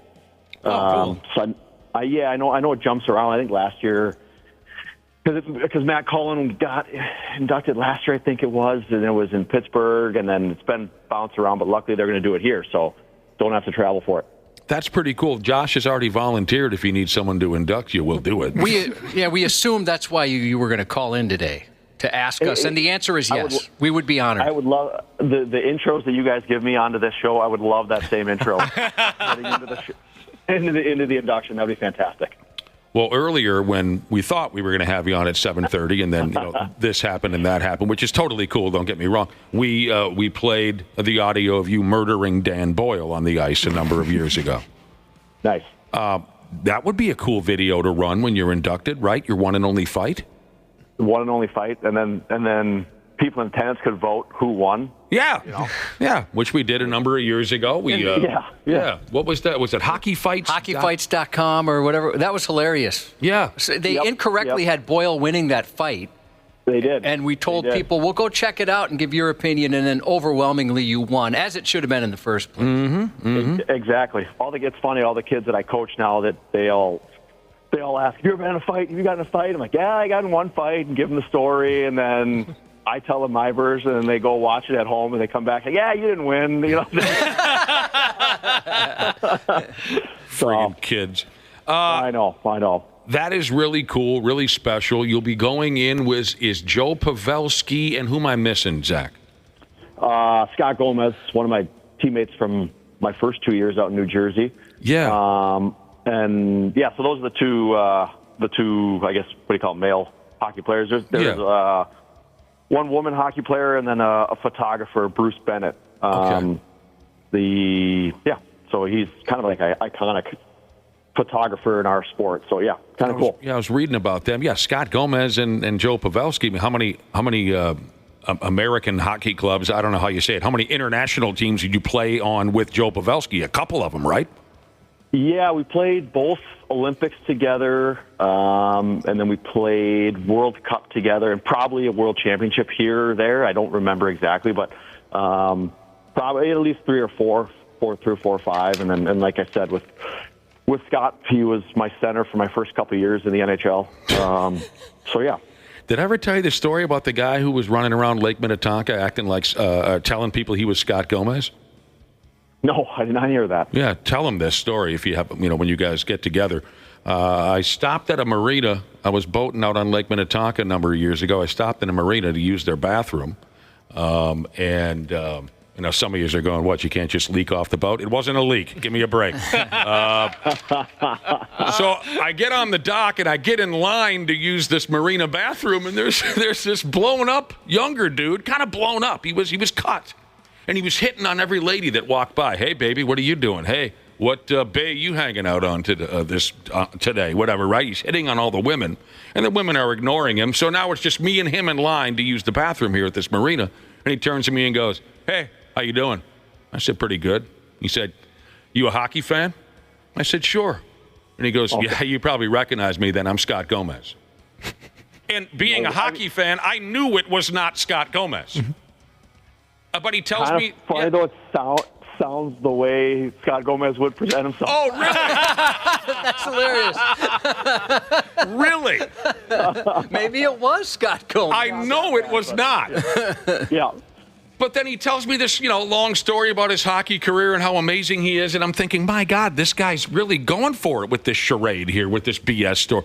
But now you're telling me that is somewhat comparable to how the real guy operates, huh? I would say the part of flirting with the ladies, yes. I don't think he would not voluntarily tell you, I'm Scott Gomez, I play in the NHL. That's not Scott. But the first part, you kind of have, might have been him. Yeah. Not the second part. It was one of the weirdest things. I don't know. Who knows what makes people tick? So when you are inducted, is it like Major League Baseball where you have to have a certain team represent you or anything like that? That's a great question. I don't know. Okay. Because like in Major League Baseball, you got to wear a certain hat and things like that, I don't think so. The only reason would be because it's a lot to do with USA hockey, I think. Yeah. So international stuff. So I don't know the answer to that. Are you getting at something? Or no. I was just curious. It's a good question. I'm not sure, actually. I don't know. And have you thought about who will induct you? Bill Guerin, maybe? Oh. I don't think so. But it sounds like a maybe. It's a maybe. I don't know. Do you have... Now you guys are making me nervous. Do I have to find someone to do that? I don't know. I would imagine you're in charge of selecting someone, and maybe even multiple people to induct you. I think recently I saw a little bit of the NBA Hall of Fame. The latest inductees was only a week ago, and some of the guys and gals had multiple people speak for them. So you really haven't thought about this, Zach? No, I guess I got to do a little research and find out if I need to find someone. Yeah. How did you? You guys are in. Or you know what? You know what? And I could be wrong. Maybe they pick people for you. I don't know. I thought it was. I would think that the player would have a say in it. For Christ's sake, I would hope so. How did you find out, Zach? I actually found out like a month ago. They called Pat Keller from USA Hockey called and just kind of told me straight up. But he's like, he can't tell anyone. We're not telling anyone for a month. So I didn't even tell I told my wife. I didn't tell the kids yet. I told my mom, and that was it. No one else really knew. And then it was funny. Then the morning they announced it, I was actually, ironic, I was playing golf with Jamie Langenbrunner, who was already in, and Mike Madano, who was obviously already in. So it's kind of neat to be out there with them when it was all released and everything. So yeah, it was cool. That's cool as hell that you're with those boys when you awesome. found it. Do you have any golfing or fishing stories for us since last we talked? Not a ton of. I mean, my golf game's just been trash, so no on that front. Fishing, I brought my boys up to Lake of the Woods, and my 7-year-old pulled out a 39-inch pike, so he was jacked up about that. We got a nice picture at home. But we went up to Ballard's, Keith Ballard, his family's resort, and had a good time up there. It was awesome to get just the boys up there. It was fun. Sure, absolutely. Yeah. With all your free time now, I know you're busy with the kids and hockey and everything, and you're probably not, just completely splayed out on the couch at all times. But No. Have you developed any bad habits in retirement? Not yet. No, I haven't.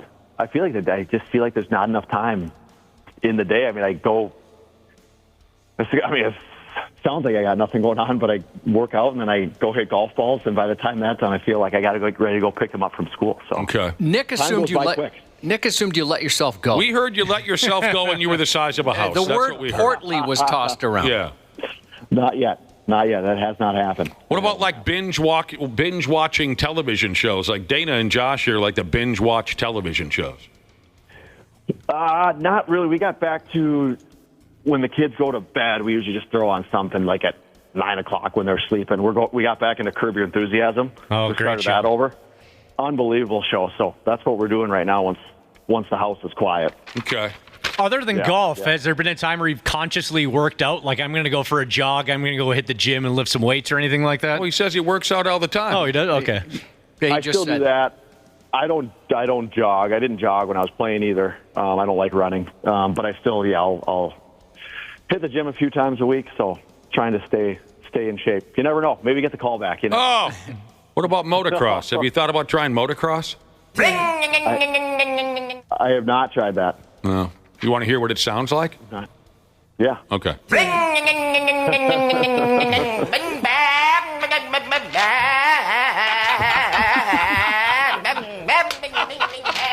Have you heard of that guy yet, Zach? Not yet, no. Oh, That's the come first. on. That's the Wing Ding Ba guy. That's the first. Yeah, he went to a town hall meeting and he did a full-on imitation of what it sounds like when he rides an imaginary motorbike. And he alternated between a 2 and a 4-stroke. We had him on the air. He was great. Way better than I even thought he was going to be. Have you joined a beer league yet? No, I've got invited a couple times, but I have. The only time I actually put my gear on, I was playing in Darby Hendrickson's foundation game. Yeah, what was that? What was that like? Felt like I still had it a little bit. Yeah, made some nice play. Yeah, yeah.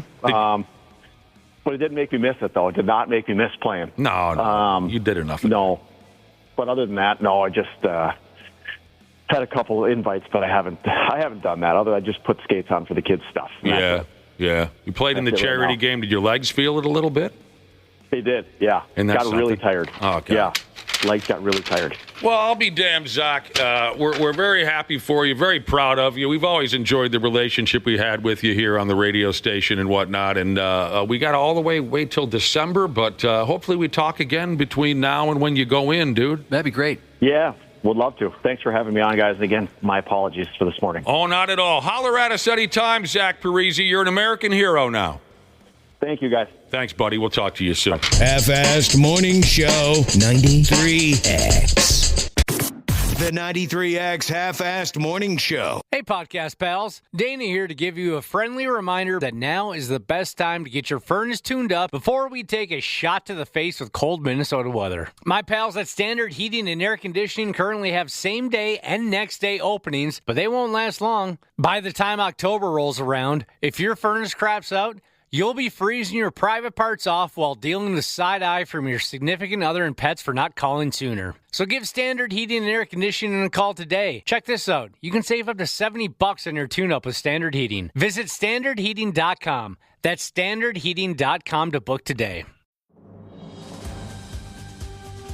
This episode brought to you by Progressive Insurance. Do you ever find yourself playing the budgeting game? Shifting a little money here, a little there, and hoping it all works out? Well, with the Name Your Price tool from Progressive, you can get a better budgeter and potentially lower your insurance bill too. You tell Progressive what you want to pay for car insurance, and they'll help find you options within your budget. Try it today at Progressive.com. Progressive Casualty Insurance Company and Affiliates. Price and coverage match limited by state law. Not available in all states. Actor Michael Rosenbaum, he knows some of the most talented people in the business. And we try to bring you candid, open interviews, not just actor stuff. Julie Bowen is fantastic. You know when you leave a job and you know you haven't done your very best job? I hate that feeling. And if you're here for the wonderful Sarah Silverman, you came to the right place. Comedy dies in the second guessing of your audience. You just have to keep writing what you think is funny right now. The Inside of You podcast. If you really love the podcast, follow and listen on your favorite platform. Follow us. It's free. The Half-assed Morning Show. Minnesota's 93X. Why the hell didn't I go to the bathroom while we had that? We played a song. I you and I are sitting there. I had to. Sometimes we get to talking off air. Oh, we'll gab. I should have gone to the welcome back to what we call the 93X Half-Ass Morning Show. We love you very, very much. It's Monday. It's the end of August, which means some of you sorry little ungrateful punk kids are headed back to school. Suck it up, smart mouth. Yeah, you thought you were all big and tough back in June. Look at you now. Where'd that get you? Get in there and learn something. Cubby. Yes. When does my godson check into his next grade level? Wednesday. He starts on Wednesday. But, they got like one day school week. I think maybe 2 days this week. Tonight's actually that little parent orientation. You bring your kid in, you walk the classes, meet the teachers, stuff like that. Size up the teachers, see which ones you can get away with, busting balls. Yeah, well, my bigger kids, we'd go to these things, and I could never embarrass them. No matter how much I tried, they got good senses of humor, things like that. They weren't embarrassed. But my youngest is so embarrassed immediately. And I was trying to embarrass him last year, and he legitimately got pissed at me. Like he was too cool, I like the gimmick you've told us about before when you dropped off this godson of mine at school, and as you would let him take like 3 steps away from the car, and you'd say in front of his classmates, you'd say, "Hey, where's my kiss?" Yeah. Wait, you forgot your kiss. You forgot giving Daddy a kiss. Yeah, and then... he never liked that bit, did he? Oh, last year he was kind of walking away. I was like, hey, don't forget, Mommy and Daddy love you. And he doesn't appreciate it at all. Like I said, the older kids, they were totally cool. If you need anything, Mommy and Daddy are just one phone call away. Yeah. Hey! If you got any ideas for tonight... Oh, I got an idea. Do you really? What do you got? It's a great line. I'm just hoping I can piece it together and use it properly. Well, it may not necessarily work tonight.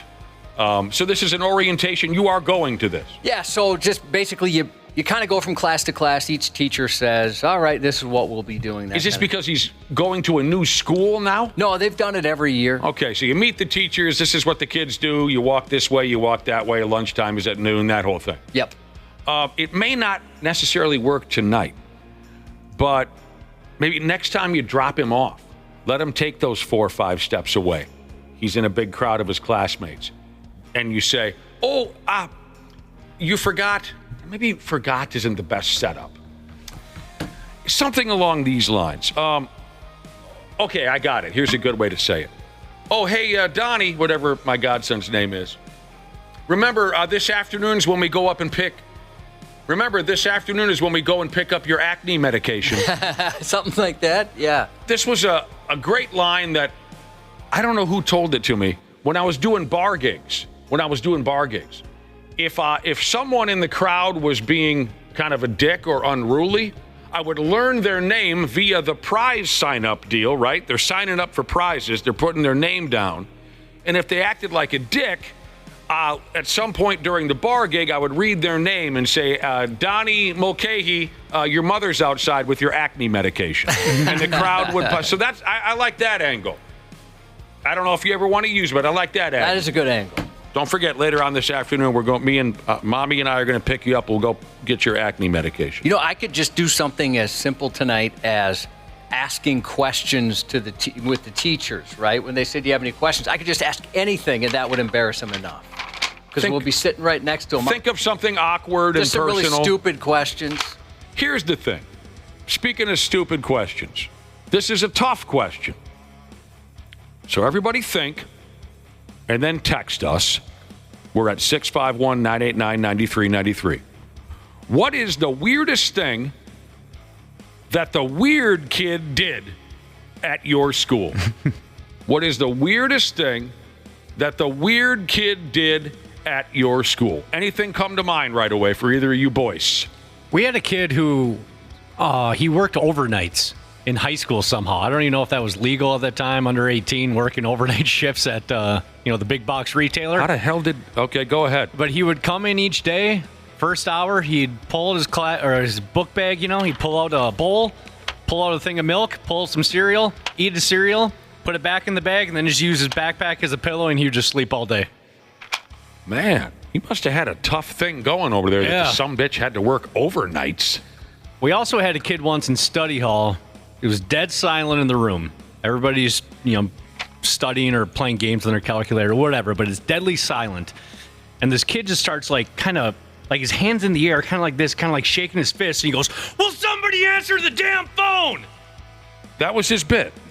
It just happened one day. I don't know if he was having an episode. Oh, just one time. Yeah. And we all kind of look around. We're like, what just happened? There was a telephone ringing in his head. In his head, yeah. Well, somebody answered the damn phone. That's frightening. It was terrifying. What is the weirdest thing that the weird kid did at your school? We're looking for your text messages, 651-989-9393. Now, for me personally, the ninja kid that would hide in the tree and threaten our lives, he comes to mind, of course, every time. I can't remember. Did you say you still know that guy? Or no, I haven't seen him since high school. He's around. Oh, God, yeah. You just can't see him. We had to walk a little bit of a distance when we'd get to school. This was in high school, too. We had to walk a little bit of a distance because the parking lot was large. And he would hide in a tree, and he would dress up as a ninja. And as we walked by, he would say, "Psst, I could have killed you." And he'd show us his throwing star or whatever he had. That is pretty cool. And the other one that comes to mind is the kid who would make his hair bark for 25 cents. That's pretty funny. It's hair bark. He would grab onto the hair on his head. This is the bit. This is the whole bit. He would grab a tuft of his hair on top of his head and go,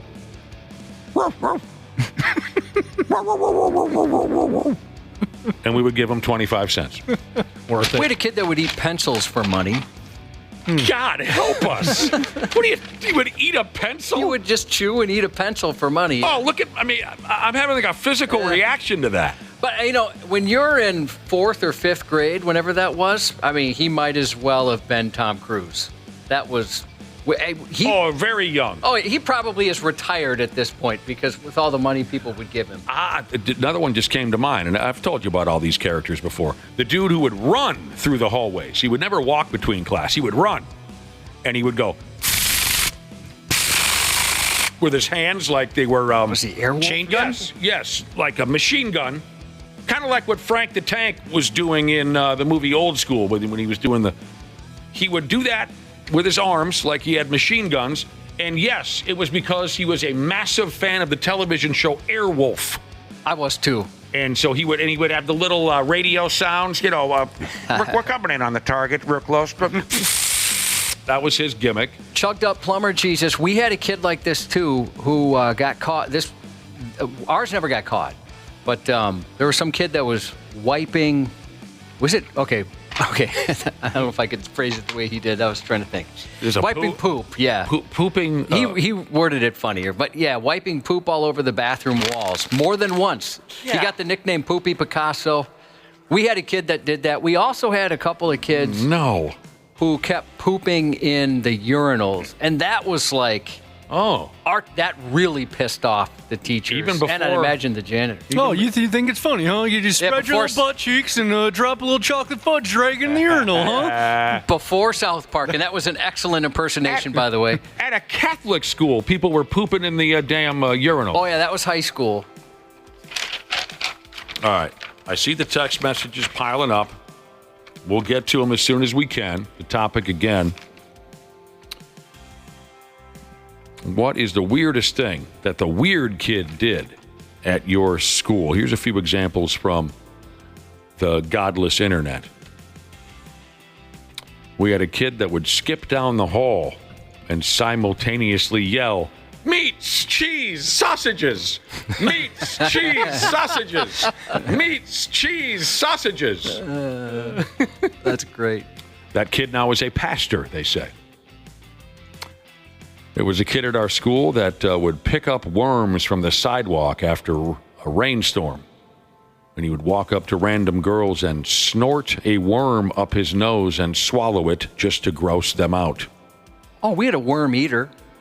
And he would also put worms down the back of girls' shirts. Worm eater? Yep. And believe it or not, different guy than the pencil eater. Different guy. During study hall, again, this is the godless internet speaking. As soon as I get some time, I'll sift through the texts that are coming in, 651-989-9393. During study hall, a kid would soak tissues with his own spit and then drape the tissues over his face like a mask. He would tilt his head back and put these spit-soaked tissues on his face and create a mask. What in the hell are you doing? The kid was called gross, and he was called out for it. And the kid said it was just his way of cooling himself off. Oh. One kid would jump out from behind a trash can and yell, "They're all gonna laugh at you." Isn't that like from the movie Carrie? Yes, it is from the movie Carrie. "They're all gonna laugh at you," and then he'd run away. That sounds like a riot right there. I would want to be in the vicinity of that trash can. This texter says, we had a kid that would, he'd ninja run through school, and he'd yell in the halls, yelling, "I'm fast as F, boy." What was with those kids that would run from class to class? You know, well, the one bell kid rings, you know, and you kind of saunter, you go meet up with some friends in the locker. But there's those kids that would sprint from one class to the next. I never saw that. Well, I only saw it once, and like I told you, he was playing Airwolf. He was playing a game of Airwolf. One kid would choose one pimple on his face, and he would name it, and he would feed it dirty water to make it grow. Nah, this is weird kids in school is what we were looking for. Yeah, I don't know what this person's talking about. That's concerning. He would feed it and to make it grow. Coin eaters. One kid not only ate coins, but would drink the ink out of pens. One kid at our school ate every single part of the chicken wing, even the bones. Wow. That could kill a guy. Yeah. We had a kid, actually one of my best friends in 6th grade, he had to go to the emergency room because he ate a Lego, and it really messed up his digestive system. There might have been a couple of them, actually, he got down there. Got tangled up in his guts? Yeah. All right, here's the deal. We need a little time to sift through our text messages. Again, the subject this morning, what is the weirdest thing that the weird kid did at your school? 651-989-9393. Half-assed morning show, 93X. Yeah. It's the ass end of our Monday program. Thanks for joining us. We'll be back at 5:40 tomorrow morning. We were talking about what's the weirdest thing that the weird kid did at school. What's the weirdest thing that the weird kid did at school? And I'll tell you what, there's some answers here that have been texted in. We appreciate it. One kid showed up to school in a trench coat, and he would always pull grilled cheese sandwiches out of his trench coat every day and eat them. There was no telling how many sandwiches he had in there. That's a good sandwich. It is. It kind of ruins the tough vibe of that leather trench coat. Yeah, it does. You keep hauling grilled cheese out of there. PD Midwest Jesus said the weird kid at his school would pick out the wax of his ears and snort it up his nose. God, it's just recycling. See, the majority of the vibe here is weird eaters. Snorting things, eating things. What was that again? One more time. He would pick out earwax and snort it. Come on. Here's a kid who would snort pixie sticks. How about this? The weird kid in my school gave a whole 10-minute presentation in front of the class, fully erect. Oh. How do you pay attention to what he's saying? On purpose? Good question. Maybe it was a dare. Or maybe he gets nervous boners, maybe? I don't know. You know how we've noted many times that when Josh and I grew up, boners were something that you hid. You didn't talk about whacking it or anything. And then like Dana's generation came around and they're all just touching each other and it's just bizarre. You're all touching yourselves and touching each other, boners and everything. I'm guessing, Josh, that kid who went and did a presentation with a hard-on was from Dana's generation, not our generation. They didn't say, yeah. You would never want to be seen again at my school if he did a presentation with a hard-on. Here's a kid who ate the following: boogers, scabs, hair, skin. Little Village Jesus said they had a weird kid that went up to the front of the classroom one time, started peeing himself, and then sat back down like nothing happened. Oh, my God. What if that was a dare? We had a buddy that would do dares like that. And one of them included peeing himself. Like the hard-on gimmick, that sounds like a dare. A kid who would stick his hands down the front of his pants and then smell it.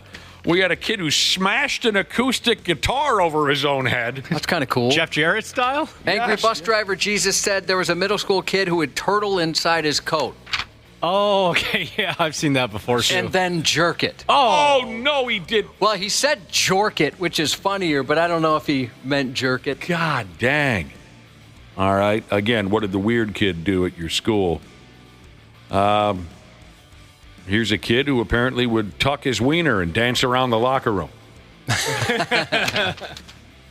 One of my classmates, according to lesbian medical laboratory scientist Jesus, one of my classmates stood on a teacher's desk when no one was looking and pissed on a pile of exams the teacher was going to grade.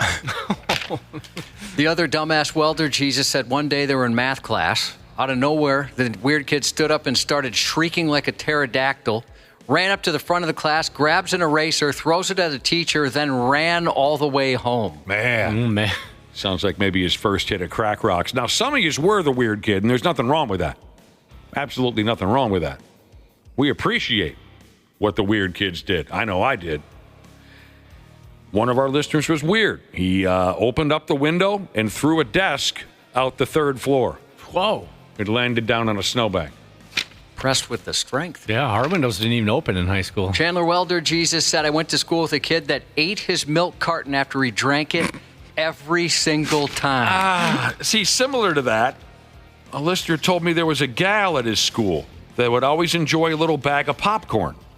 When she was done with the popcorn, she would tear it open, so the inside of the bag was exposed, and then suck on that paper for the rest of the day. You following how that might benefit you? So she can still, the salt and the butter and she's sucking on the paper from the... We were talking about people who pooped in the bathroom and rubbed it places. It's wrong. Randy Shaver's on my free list. She just said we had a serial hallway pooper in their high school. Just go right in the hallway. In the hallway. More strange eating habits amongst the weird kids. One kid tried to eat an entire can of Copenhagen. Oh, no. Didn't go well. Kind of like your popcorn story, our cafeteria had these big frosted cookies with, white, frosting and sprinkles on them. So some of the frosting would get on the bag it was served in. Sure. And it was commonplace for kids to turn it inside out and then just lick the bag to get all the residual frosting after they ate the cookie. It's kind of gross. A listener texted in to say, are you noticing how all the weird kids are males? Not a coincidence. That's a good point. No, yeah, we are.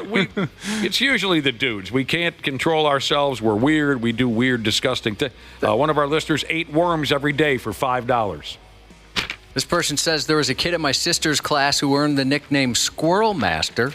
He was caught on numerous occasions crawling around various shrubs on school property talking to squirrels. Hey, little buddy. A kid who brought in pliers to school and was in the process of making his own chain mail. Oh, wow, that's an impressive So maybe skill. he was a LARPer. Is Could that the be, right term? Or grew up to be one. High school teacher texted in. Or was a high school teacher. I was a high school teacher and a baseball coach for 8 years. At baseball practice one day, I had a kid take a few reps at the plate, a little bit of batting practice. The kid walked up to me after his turn was over, looked me dead in the eye, and said, Coach, I just myself. Like he was brave enough to just go up and own it. One of my kids, says a listener, this must be a teacher, one of the kids would bring Kool-Aid packets to school every day, so his fingers and around his mouth would be the color of the Kool-Aid that he enjoyed that day. Huh. We had kids that would bring the Kool-Aid packets or like the big kind of round, jug of powder, and they would just throw it in their mouth. Just grab a scoop and just toss it on in there. That's hardcore. One of our students would rub his hair and collect his dandruff on a black piece of paper every single day. Oh, I saw that in the Breakfast Club. This person said they got up on their desk in 7th grade and barked at their English teacher as she yelled at him for not doing homework. And finally, on my end of things, One kid on our wrestling team drank his own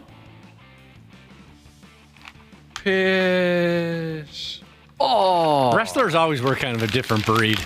Not that different, at least where I was raised. Yucky. Welcome back to school, kids, for those of you who are up against that grueling reality this week. It's this week and next week when the kids are back. And by damn, the school bus is rumbling through town and all that. So good luck. I haven't had an opportunity to go through all the texts, but I was asking earlier, what could I do to embarrass my youngest today? It's the orientation for 8th grade. And, usually I do my best to embarrass him. And so this is a great idea from Wolfpack Softball Jesus. I mentioned, I bet all I'd have to do, because he is so embarrassed by us, all I'd have to do is ask one generic question. And just the fact that I spoke and his teacher heard me and classmates, he'd be embarrassed. Wolfpack Softball Jesus said, every teacher you meet, no matter what the class is, just start asking when sexual education starts. I'm asking the math teacher, real quick. Yeah. When does sexual education start? And then just add to that comment, point at your son and say, because this kid could really use it. Yeah. And by the way, kids, this is my son. Yeah. This is him right here. That's not bad. How about a lot of that's what she said jokes? Oh, yeah. And look around hey, did you hear that? Look how good that joke was. Maybe you can do that old gimmick you did years ago about the nutritional value of the kids' food. Maybe ask questions about that, yeah. You want direct numbers on the nutritional value of the meals that will be served to the children. Exactly. Something just painful like that. Those are all great ideas. You should be able to put on a pretty good show tonight. And it won't take much. It won't take much anymore.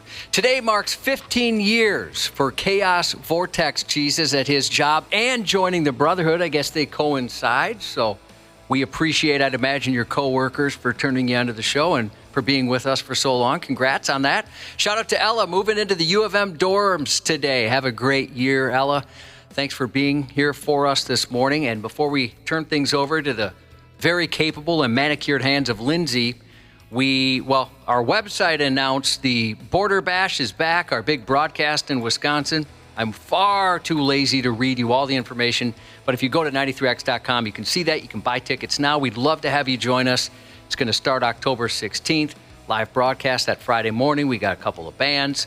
Friday night. It'll be a good time as always. Again, check out 93x.com.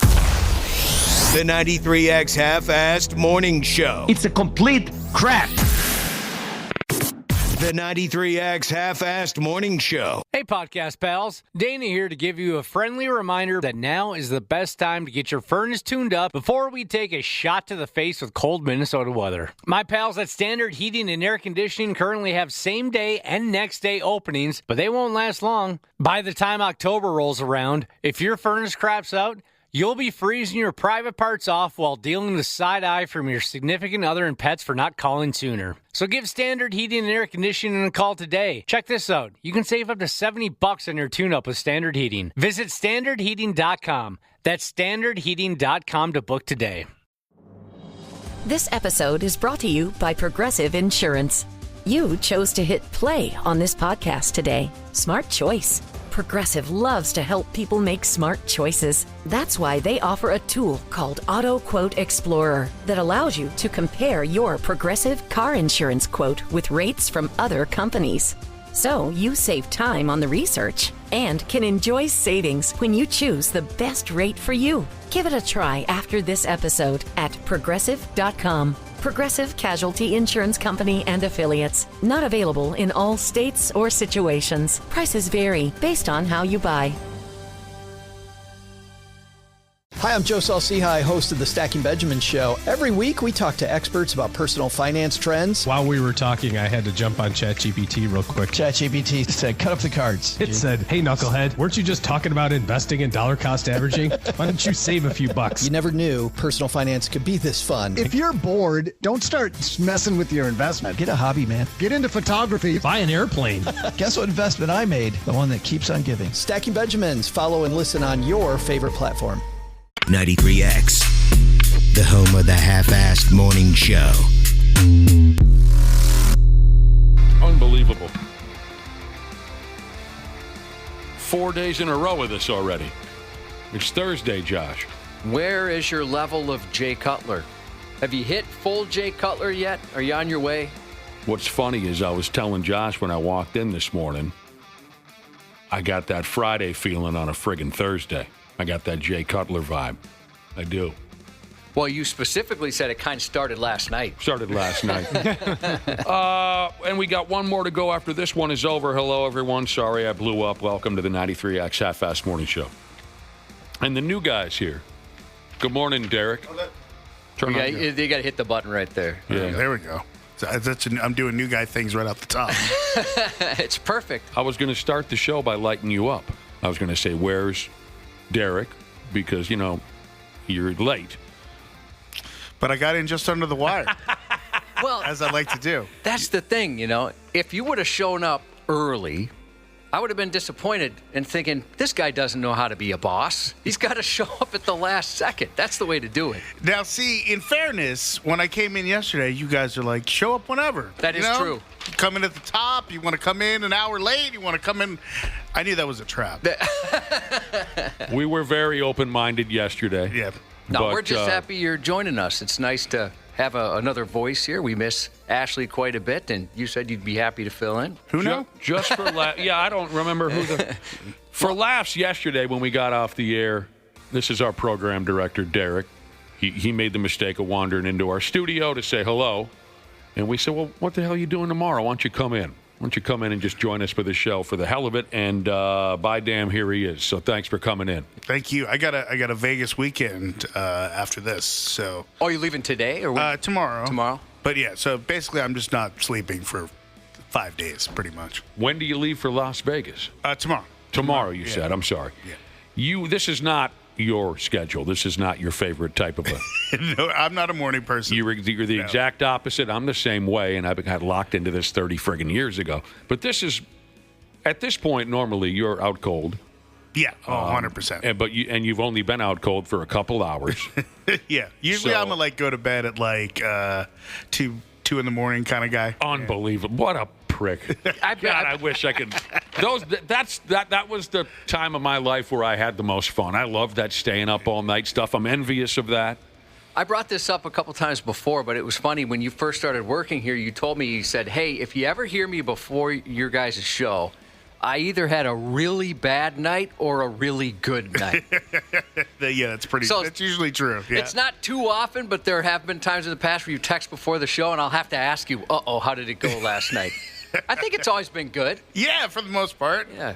Couple bad ones mixed in there, I think. So for you to alter your lifestyle, your schedule like this, we appreciate it. I did go to bed early last night. What time did you get in? What does that mean to you? For me, that was like 11. That is early if you're going to bed at 2 on most days. Good for you. Good for you. And I'm glad you brought up your upcoming trip tomorrow to Las Vegas, because, that's one of the things about you that's interesting.